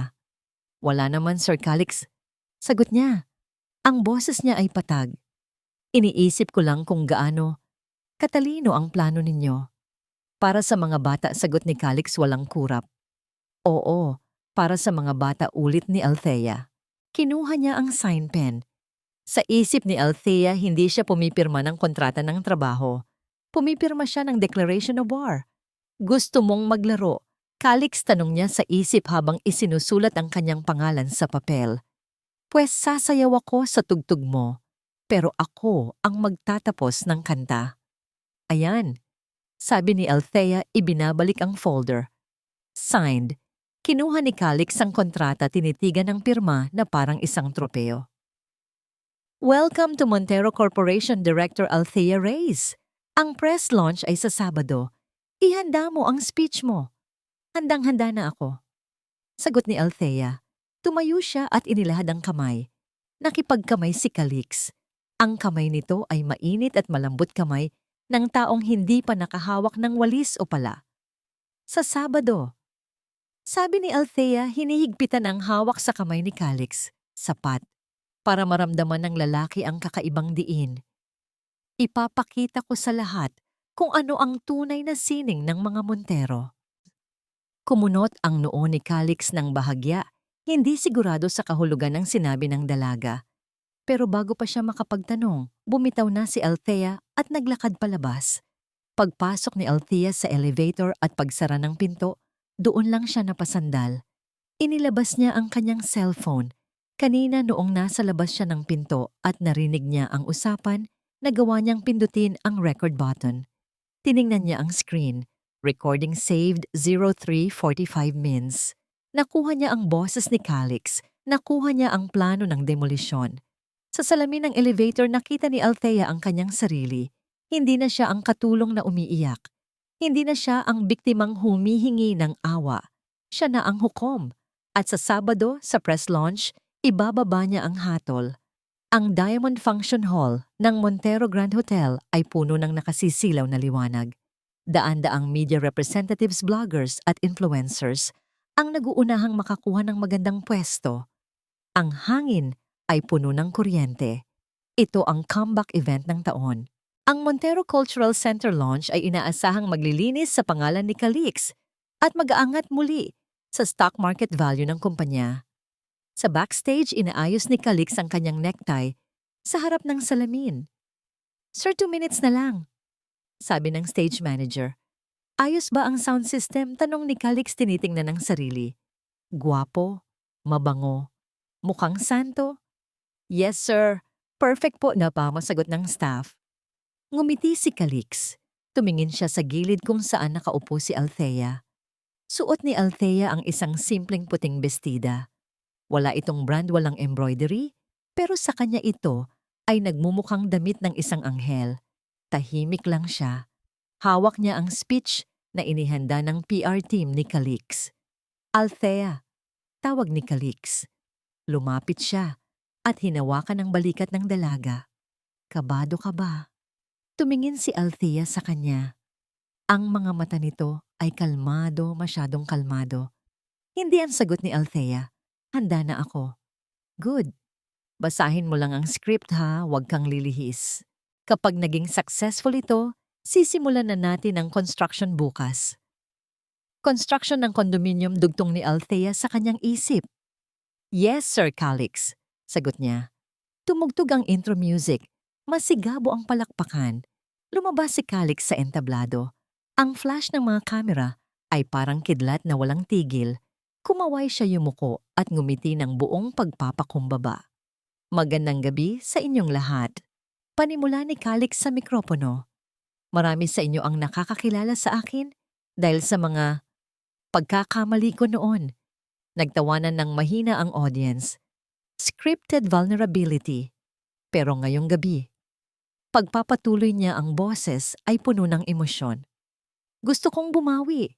Hindi para sa sarili ko kundi para sa sining, para sa mga bata, at para ipakilala ang tunay na puso ng proyektong ito." Ang Artistic Director ng Montero Cultural Center. Please welcome Miss Althea Reyes. Mas malakas na palakpakan. Huminga ng malalim si Althea. Tumayo siya. Sa bawat hakbang niya patungo sa podium, naririnig niya ang tibok ng puso niya sa kanyang tainga. Dugdug! Dugdug! Eto na, wala nang atrasan. Umakyat siya sa entablado. Sinalubong siya ni Calix at inalok ang kamay para alalayan siya. Inabot ito ni Althea pero sa sandaling nagdikit ang balat nila, naramdaman ni Calix ang lamig ng kamay ng dalaga. Iniwan siya ni Calix sa podium at umatras ng kaunti para ibigay ang spotlight. Tumingin si Althea sa harap. Nakasilaw ang ilaw. Nakita niya ang teleprompter sa ibaba kung saan nakasulat ang speech niya. "Salamat, Sir Calix, sa inyong kabutihan. Kayo ang pag-asa ng San Roque." Hinawakan ni Althea ang mikropono. "Magandang gabi." Bati niya. Ang boses niya ay malinaw, umaalingaw-ngaw sa speakers. "Nandito ako ngayong gabi para magpasalamat," sabi ni Althea. Tumingin siya kay Calix at ngumiti. Tumango si Calix, confident na susundin ni Althea ang plano. "Gusto kong magpasalamat kay Ginoong Calix Montero." Pagpapatuloy ni Althea, "Dahil tinuruan niya ako ng isang mahalagang leksyon tungkol sa sining." Huminga siya at biglang nagbago ang tono ng boses niya. Mula sa pagiging malambing ito ay naging matalim at seryoso. Na ang pinakamagaling na pag-arte ay hindi nakikita sa teatro o sa pelikula. Ang pinakamagaling na pag-arte ay ginagawa ng mga taong nakasuot ng suit at tie habang nakaharap sa kamera at nagsisinungaling sa buong mundo. Natigilan ng audience. Huminto ang pag-scroll ng teleprompter. Nawala ang ngiti ni Calix. Kumunot ang noo niya. Anong sinasabi ng babaeng "to Althea"? Bulong ni Calix mula sa likod, pero hindi siya pinansin nito. "Ang Montero Cultural Center," sabi ni Althea, hawak ng mahigpit ang mikropono, "ay isang napakagandang pangarap. Isang paraiso para sa mga batang mahihirap." Mula sa bulsa ng kanyang bestida, inilabas ni Althea ang kanyang cellphone. Pero ang pangarap, kapag itinayo sa pundasyon ng panloloko, ay nagiging bangungot. Itinapat ni Althea ang microphone sa speaker ng kanyang cellphone. Pindot. Play. Ang katahimikan ng bulwagan ay binasag ng isang pamilyar na boses, ang boses ni Calix. Malinaw, garalgal, at puno ng kayabangan. Uto-uto ang babaeng yon. Akala niya talaga seryoso ako sa arts-arts na. Nanlaki ang mga mata ni Calix. Para siyang sinaksak sa dibdib. Ang audience ay napasinghap. Ang mga reporter ay nagkatinginan, tila hindi naniniwala sa naririnig. 6 months lang, Dad. Ide-declare nating bankrupt ang Cultural Center. Gigibain natin ang studio, Montero High-Rise Condominium. Ang bawat salita mula sa recording ay parang bomba na sumasabog sa loob ng function hall. Click, click, click, biglang nagkagulo ang mga photographer. Ang mga flash ay naging sunod-sunod na pagsabog. Lahat ng lente ay nakatutok kay Calix na ngayon ay namumutla at pinapawisan ng malamig. Patayin mo yan! Sigaw ni Calix. Nawala ang kanyang poise. Tumakbo siya palapit kay Althea. Patayin mo yan, sira ang cellphone na yan. Fake news yan. Sinubukan niyang agawin ang cellphone pero mabilis na umiwas si Althea. Fake tanong ni Althea sa mikropono habang ang audio ay patuloy na tumutugtog sa background. Ang boses mo ang fake, Calix. Ang pangako mo ang fake. Ang pagkatao mo ang fake. Security, security. Sigaw ni Calix, nanginginig ang boses sa galit at takot. Ilabas niyo ang babaeng tubaliw siya. 2 guards ang umakyat sa hagdanan, pero hinarang sila ng mga reporter na gusto pang marinig ang katotohanan. Hinarap ni Althea ang audience. Sa kanyang kaliwang kamay, inilabas niya ang kontratang pinirmahan nila kahapon. Ito ang kontrata. Sigaw ni Althea, itinataas ang papel. Isang kontrata na nagkakahalaga ng kinabukasan ng mga bata sa San Roque. Binayaran nila ako para tumahimik. Binayaran nila ako para maging mukha ng kasinungalingan nila. Tiningnan niya si Calix na ngayon ay hawak ng kanyang PR manager para pigilan sa pagsugod. Pero Ginong Montero, sabi ni Althea ng may diin, ang sining ay hindi laundry machine para labhan ang marumi ninyong konsensya. Ang dangal ng mahihirap ay hindi nabibili ng barya ninyo. K-R-R-R-K-K-K. Sa harap ng daan-daang tao sa harap ng live broadcast sa telebisyon at internet, pinunit ni Althea ang kontrata. Hinati niya ito sa 2, tapos sa 4. Isinaboy niya ang mga piraso ng papel sa ere. Ang mga ito ay bumagsak sa sahig na parang confetti ng kanyang tagumpay. Hindi kami mabibili. Pagtatapos ni Althea, hindi ako mabibili. Bumaba ang mikropono. Ang katahimikan sa loob ng hall ay tumagal ng 3 segundo. 3 segundong puno ng shock. At pagkatapos, clap, clap, clap. Isang reporter mula sa likod ang pumalakpak. Sinundan ng isa pa at isa pa. Hanggang sa ang buong hall ay dumagundong sa palakpakan at hiyawan. Hindi para kay Calix, para kay Althea. Bravo, bravo! Si Calix ay nakatayo sa gitna ng entablado na papalibutan ng mga piraso ng punit na kontrata. Ang mukha niya ay kulay abo. Ang kanyang career, ang kanyang pangalan, ang kanyang comeback lahat ay gumuho sa loob ng 5 minuto. Tumingin siya kay Althea na naglalakad pababa ng entablado. Sa sandaling iyon, gusto niyang pumatay. Nawala na ang maskara. Ang natira na lamang ay ang tunay na halimaw. Hindi pa tayo tapos, Althea. Sigaw ni Calix pero ang boses niya ay nilamon ng ingay ng mga reporter na nagtatanong. Mr. Montero, totoo bang kondo ang itatayo? Mr. Montero, tingin dito. Naglakad si Althea palabas ng hall, sinalubong ng mga flash ng kamera, pero hindi siya yumuko. Ang giyera ay idineklara na, at sa unang pagkakataon, ang daga ang nanalo sa leon. Ang Diamond Function Hall ay naging isang magulong palengke. Ang mga security guard ay nagtatakbuhan, sinusubukang harangin ang dagat ng mga reporter na ngayon ay gutom na gutom sa dugo. Ang live stream sa social media ay sumasabog sa comments at reactions. Ang pangalang Montero ay trending na ngunit hindi dahil sa kabutihan, kundi dahil sa iskandalo. Sa gitna ng kaguluhan si Calix ay nakatayo pa rin sa entablado. Ang kanyang mukha ay pulang-pula, ang mga ugat sa kanyang leeg ay lumalabas. Ang tingin niya ay nakapako sa likod ni Althea na naglalakad palayo. Ang babaeng iyon, ang hamak na katulong, sinira nito ang lahat. Nawala ang rasyonal na pag-iisip ni Calix, nawala ang kanyang PR training. Ang natira na lamang ay ang primal rage ng isang hayop na nasukol. Hindi, sigaw ni Calix. Hindi pa tayo tapos. Sa gulat ng lahat, binalibag ni Calix ang humaharang na event manager. Tumakbo siya. Mabilis. Galit. Tumakbo siya pababa ng entablado, hinahawi ang sinumang humarang. Naramdaman ni Althea ang yabag sa likod niya. Ang instinct niya ay sumigaw ng panganib. Lumingon siya. Huli na. Naabutan siya ni Calix. Hinawakan siya nito sa braso ng mahigpit. Sobrang higpit na pakiramdam ni Althea ay mababali ang buto niya. Saan ka pupunta? Sigaw ni Calix sa mukha niya. Ang laway nito ay tumalsik sa pisngi ni Althea. Ang mga mata nito ay nalilisik parang mata ng demonyo. Pagkatapos mo akong babuyin? Pagkatapos mong sirain ang buhay ko, sa tingin mo makakaalis ka ng buhay dito. Bitawan mo ako. Sigaw ni Althea pumipiglas. Nasisiraan ka na ng bait. Ikaw ang sumira sa akin. Itinaas ni Calix ang kanyang kanang kamay. Nakakuyom ang kamao. Handa siyang manakit.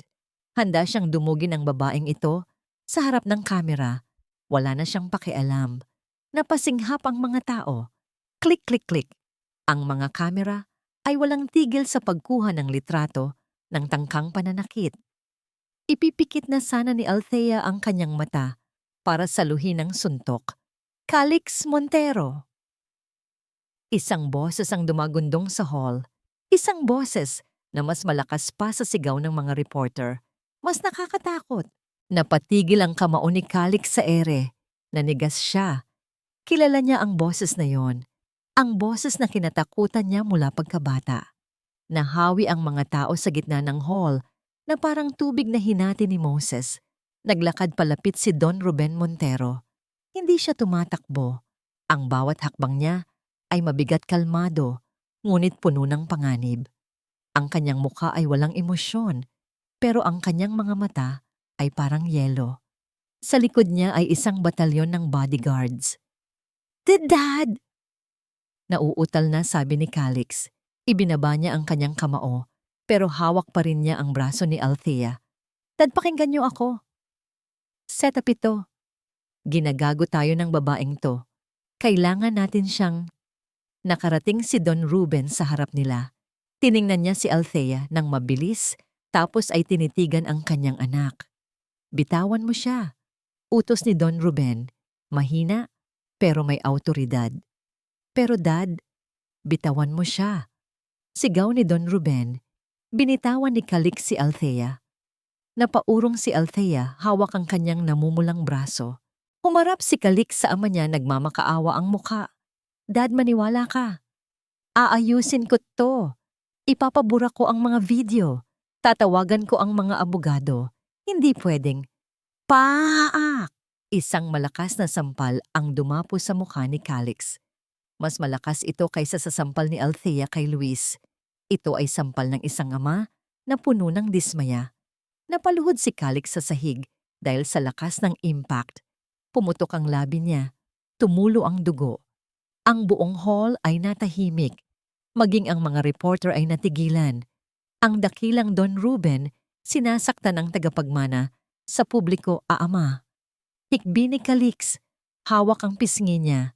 Tumingala siya parang batang paslit. Wala akong anak na tanga. Malamig na sabi ni Don Ruben. Tumingin siya sa mga kamera na nakatutok sa kanila. Alam niyang live ito. Alam niyang bumabagsak na ang stocks ng Montero Corp sa bawat segundong lumilipas.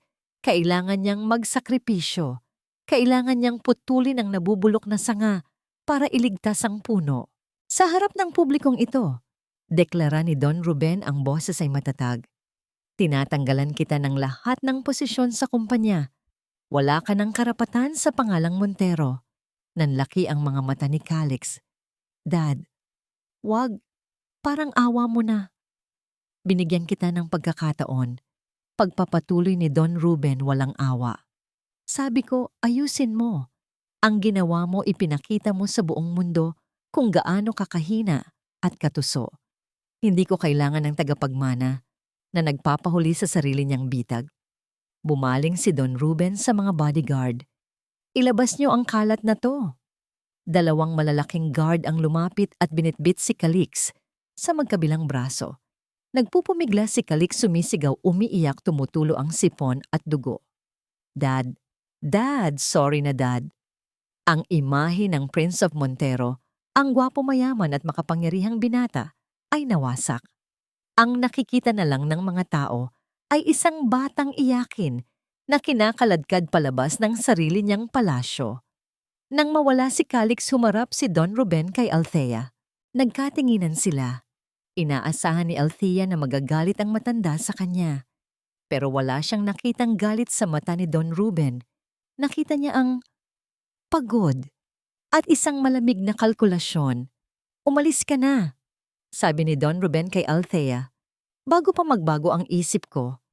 Hindi na naghintay si Althea. Tumalikod siya at naglakad palabas ng service exit, malayo sa mga kamera, malayo sa mga tanong. Pagkalabas niya sa likod ng hotel, sumalubong sa kanya ang malamig na hangin ng gabi. Nanginginig ang tuhod niya. Napasandal siya sa pader at dahan-dahang napaupo. Tapos na. Nakaganti na siya. Nakita niya ang pagbagsak ni Calix, pero bakit wala siyang maramdamang saya? Bakit ang bigat-bigat pa rin ng dibdib niya? Naalala niya ang mukha ni Calix habang kinakaladkad. Ang takot sa mata nito. Ang mga halimaw ay hindi ipinapanganak na isip ni Althea. Ginagawa sila. Ginawa siya ni Don Ruben. Samantala, sa isang private viewing room sa Montero Mansion, napanood ni Doña Rosario ang lahat sa malaking telebisyon. Nakita niya ang pagsira ni Althea sa kontrata. Nakita niya ang pagwawala ng kanyang anak. At nakita niya ang malupit na pagtatakwil ng kanyang asawa kay Calix. Patay na ang TV screen pero nakatulala pa rin si Doña Rosario. Madam, tawag ng kanyang sekretarya. Tumatawag po ang mga lawyers. Nagtatanong kung anong gagawin sa trust fund ni Sir Calix. Hindi sumagot si Doña Rosario. Tumayo siya at lumapit sa bintana. Sa loob ng maraming taon na nahimik siya. Hinayaan niyang maging diktador si Ruben. Hinayaan niyang lumaking spoiled brat si Calix dahil sa guilt niya sa pagiging abala sa mga charity events. Akala niya ang pagiging mabuting asawa ay ang pagsunod at pagwawalang kibo. Pero ngayong gabi, nakita niya ang resulta ng kanyang pananahimik. Ang pamilya niya ay wasak. Ang anak niya ay sira. Kinuha niya ang lumang photo albums sa ibabaw ng kanyang mesa.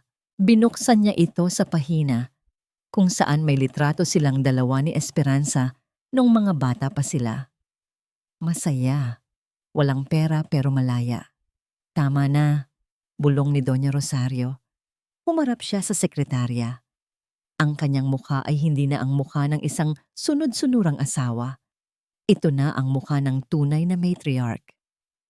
Tawagan mo ang board of directors, utos ni Doña Rosario. Ang boses niya ay matalim. Ipatawag mo silang lahat bukas ng umaga. Emergency meeting. Ano pong agenda, madam? Isang takeover, sagot ni Doña Rosario. Panahon na para linisin ang bahay na ito. Isang linggo ang lumipas. Tahimik ang barangay San Roque. Wala na ang mga reporter, wala na ang mga camera crew. Ang alikabok na nilikha ng iskandalo ay humupa na at ang naiwan ay ang payak na katotohanan ng buhay. Sa loob ng dance studio, nagwawalis si Althea. Ang bawat hagod ng walis sa sahig na kahoy ay tila isang ritual ng paglilinis. Tinatanggal niya hindi lang ang dumi, kundi pati ang mga alaala ng huwad na pangako ni Calix. Ang blueprint ng kondo na naitago niya ay nasa basurahan na. Ate, tawag ni Elio mula sa sulok kung saan nag-aayos siya ng mga sirang sapatos. May bisita ka. Napatigil si Althea. Kinabahan siya. Bumalik ba si Calix para maghiganti? O mga pulis ba ito? Lumingon siya sa pintuan. Hindi itim na SUV ang nakaparada, kundi isang puti at simpleng sedan. Walang bodyguard, walang driver, Bumukas ang pinto ng studio at pumasok ang isang babae. Si Doña Rosario Montero. Iba ang itsura niya ngayon. Wala ang mabibigat na alahas. Wala ang makapal na makeup. Nakasuot siya ng isang simpleng linen dress na kulay cream. Ang buhok niya ay nakapusod ng maluwag. Sa unang pagkakataon, nakita ni Althea ang tunay na edad ng Donya, ang mga linya sa kanyang mukha, ang pagod sa kanyang mga mata. Pero nandoon pa rin ang elegance, ang tindig na hindi kayang bilhin ng pera. Ginang Montero, bati ni Althea mahigpit ang hawak sa walis. Kung nandito po kayo para bawiin ang tseke, nagamit na po namin sa ospital, pero nangangako ako babayaran ko. Hindi ako nandito para maningil, Althea. Malumanay na sagot ni Doña Rosario. Pumasok siya ng tuluyan at isinara ang pinto. Tiningnan niya ang paligid, ang mga recycled na dekorasyon, ang mga drawing ng mga bata. Sa pader ang lumang radyo. Ganitong-ganito ang studio namin noon. Bulong ni Doña Rosario, napapangiti ng mapait. Masikip, mainit, pero puno ng pangarap. Lumapit siya sa mesa kung saan nakatayo ang inayos na litrato ni Esperanza, ang litratong binasag ni Luis na tinapal ni Althea ng scotch tape. Hinaplos ni Doña Rosario ang mukha ni Esperanza sa litrato. Magkaibigan kami, panimula ng Donya. Hindi siya nakatingin kay Althea. Best friends? Sabay kaming nangarap na maging prima ballerina. Sabay kaming umiyak kapag dumudugo ang paa namin sa kakaensayo. Nanatiling tahimik si Althea. Hinayaan niyang magsalita ang matanda. Siya ang magaling pag-amin ni Doña Rosario. Humarap siya kay Althea at nakita ni Althea ang pamumuo ng luha sa mga mata nito. Si Esperanza, may natural grace siya na wala ako. Kahit anong training ko, kahit anong mahal ng tutor ko, hindi ko siya mapantayan. Kapag sumasayaw siya, para siyang liwanag. At ako ay anino lang niya. Bakit niyo siya tinalikuran? Tanong ni Althea. Ang tanong na 2 dekada nang walang sagot. Sabi ni nanay, kinalimutan daw siya ng mundo. Umiling si Doña Rosario. Isang butil ng luha ang tumulo sa kanyang pisngi. Hindi siya kinalimutan ng mundo, Althea. Pinili kong kalimutan siya.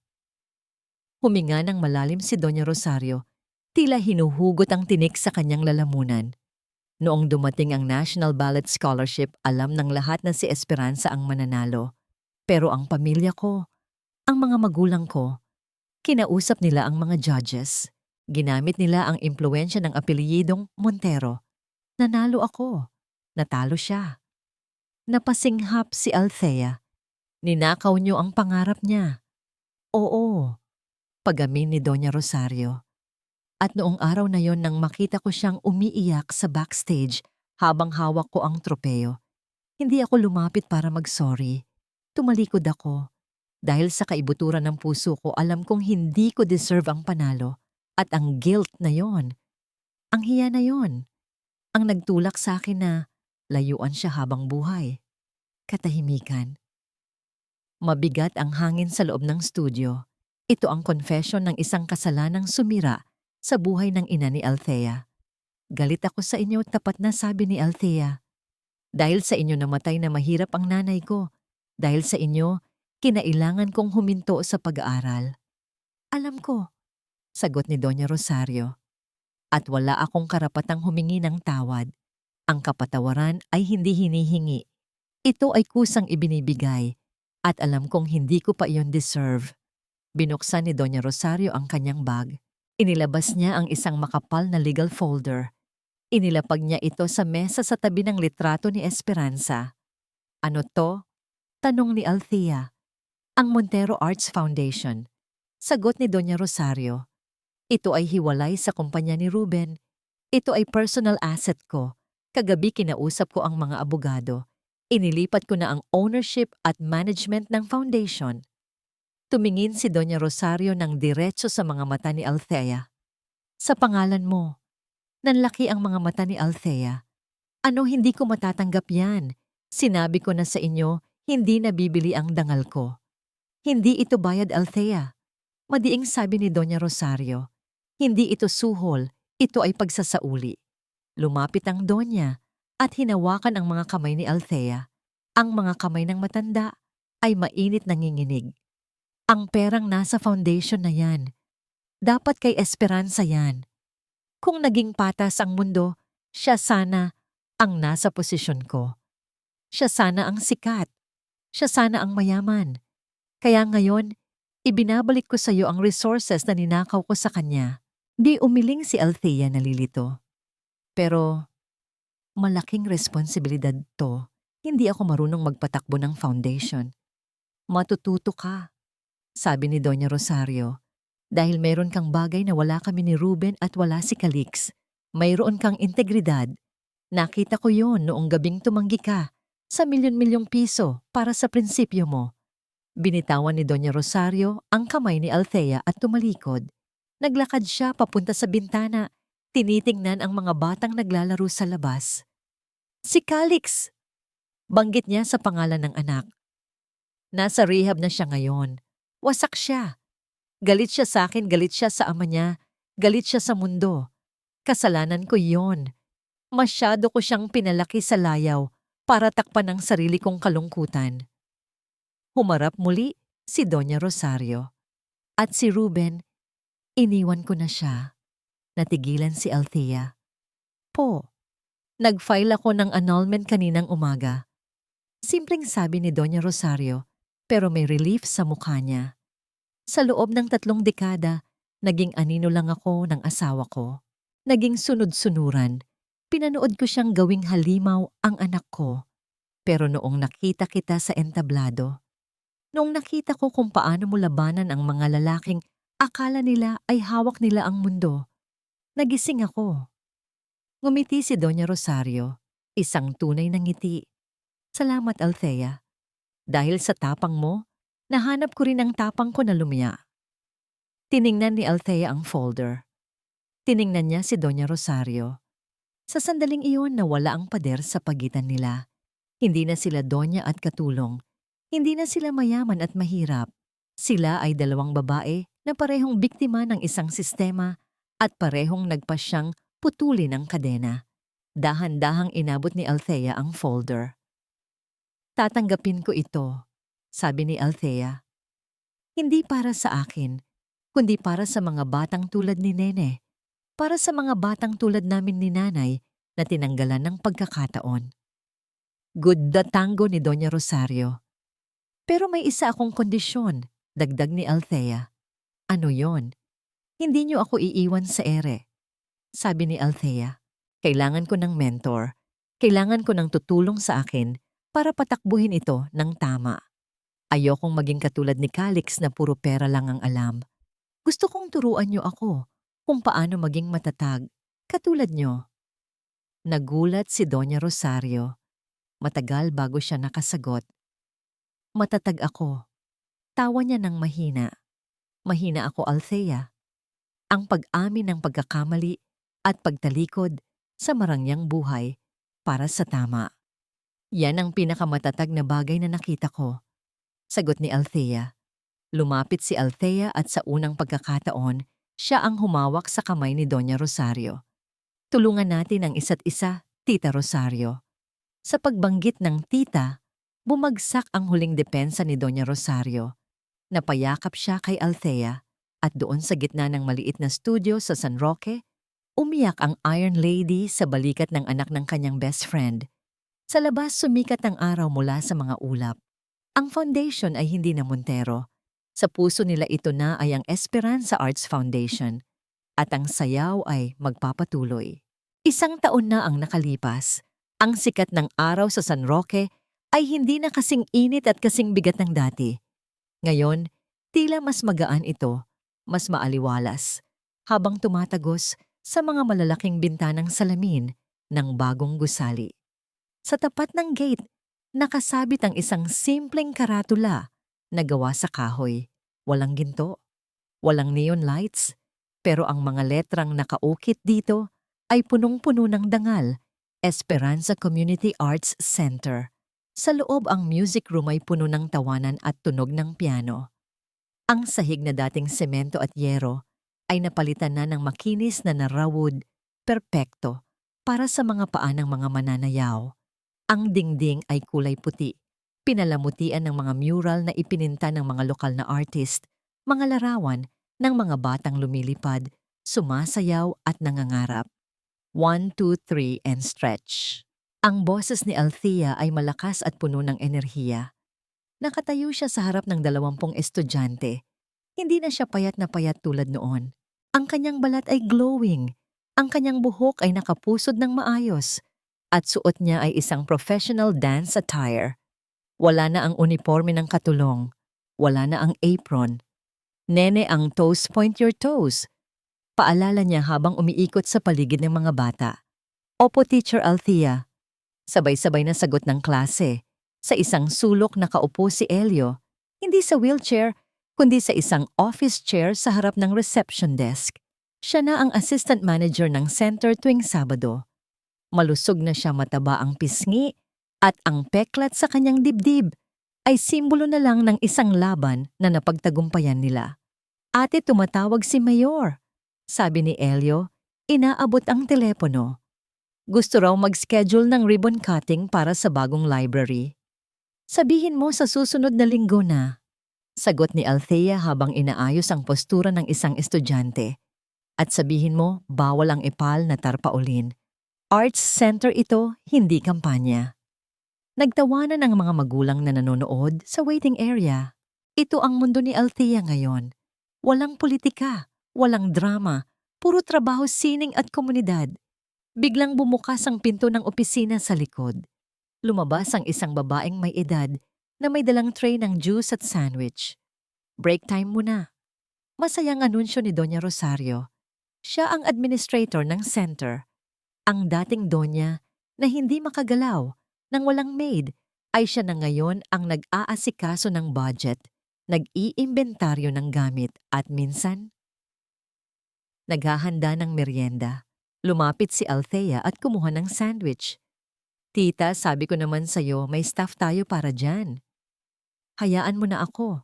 Ngiti ni Doña Rosario.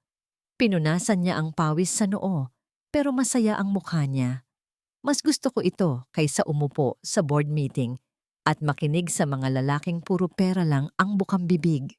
Nagkatinginan sila at napangiti. Ang sugat ng nakaraan ay naghilom na. Ang naiwan ay isang partnership na binuo ng respeto at pagmamahal sa sining. Sa labas ng gate sa kabilang kalsada, isang lalaki ang nakatayo sa ilalim ng poste ng kuryente. Suot niya ay isang faded na polo shirt at maong na pantalon. Ang kanyang sapatos ay luma na at maalikabok. Ang kanyang buhok ay medyo mahaba at magulo. Payat siya at ang kanyang mga mata ay malalim, tila pagod na pagod. Si Calix Montero, o kung anuman ang natira sa kanya. Pagkatapos ng iskandalo, nawala ang lahat. Ang mga investors ay umatras. Ang mga kaibigan niya sa high society ay biglang hindi na sumasagot sa tawag niya. Si Luis, iniwan siya nito sa mismong gabi ng press conference at ngayon ay engaged na sa isang politiko. Ang ama niya, si Don Ruben, ay nagkaroon ng stroke dahil sa stress. At ngayon ay nakaratay na lang sa kama, walang kapangyarihan, binabantayan ng mga nurse na binabayaran ng kumpanya. Mag-isa na lang si Calix. Nakatitig siya sa Esperanza Community Arts Center.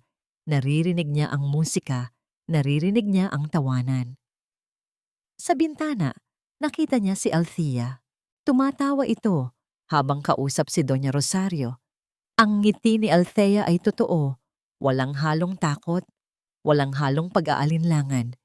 Iyon ang ngiting hindi niya kailanman nakita nung pinipilit niya itong pasunurin. Nakita rin niya ang kanyang ina. Ang babaeng akala niya ay mahina, ngayon ay mukhang mas malakas pa kaysa sa kanya. Isang kirot ang tumama sa dibdib ni Calix. Hindi galit, kundi panghihinayang. Nasa kanya na sana ang lahat. Kung naging tao lang sana siya. Kung pinili lang sana niya ang puso kaysa sa ego, baka nasa loob siya ngayon. Baka siya ang katabi ni Althea. Baka siya ang tinatawanan ng mga bata. Pero huli na. Ang choice ay ginawa na niya noong gabing iyon sa gala. Napabuntong hininga si Calix. Inayos niya ang kanyang bag na may lamang mga resume. Naghahanap siya ng trabaho bilang sales agent malayo sa mundo ng mga CEO. Tumalikod si Calix. Hindi siya pumasok. Wala siyang karapatang pumasok. Ang paraiso ay para lang sa mga may malinis na kalooban. Naglakad siya palayo at sa bawat hakbang, ang musika mula sa studio ay humihina hanggang sa tuluyan na itong nilamon ng ingay ng trapiko. Sa loob ng studio, natapos na ang merienda. Teacher Althea, tawag ni Nene. Sayaw ka naman yung solo. Oo nga po. Sigaw ng iba pang bata. Yung sayaw niyo po sa video pero walang kandila. Napangiti si Althea. Tumingin siya kay Doña Rosario. Tumango ang tita niya at lumapit sa sound system. Sige, sabi ni Althea. Naglakad siya papunta sa gitna ng dance floor. Wala nang gown na mabigat. Wala nang basang uniforme. Wala nang bubog sa sahig. Wala nang nakatutok na kamera ng mga mapanghusgang tao. Wala nang kandila sa ulo na kailangang balansehin para mabuhay ang kapatid niya. Ang tanging naroon ay siya at ang musika. Pinindot ni Doña Rosario ang play. Isang pamilyar na piyesa ng classical music ang tumugtog ang parehong musika noong gala. Pero sa pagkakataong ito, iba ang arrangement. Mas masaya. Mas uplifting. Pumikit si Althea. Huminga siya ng malalim nilalanghap ang amoy ng kalayaan. At nagsimula siyang sumayaw. Ang unang galaw niya ay mabagal malumanay. Ang kanyang mga kamay ay gumuhit sa hangin. Ang bawat extension ng kanyang binti ay puno ng pasasalamat. Sumayaw siya para sa kanyang nanay Esperanza na hindi naabutan ng araw na ito. Sumayaw siya para kay Elio na ngayon ay buhay na buhay. Sumayaw siya para kay Doña Rosario na nagbigay ng pangalawang pagkakataon. At higit sa lahat sumayaw siya para sa kanyang sarili. Bumilis ang musika. Umikot si Althea. Pirouette. 1, 2, 3. Mabilis pero controlled. Tumalon siya. Grand jete. Sa sandaling nasa ere siya tumama, ang sinag ng araw sa kanyang mukha. Para siyang lumilipad. Walang bigat.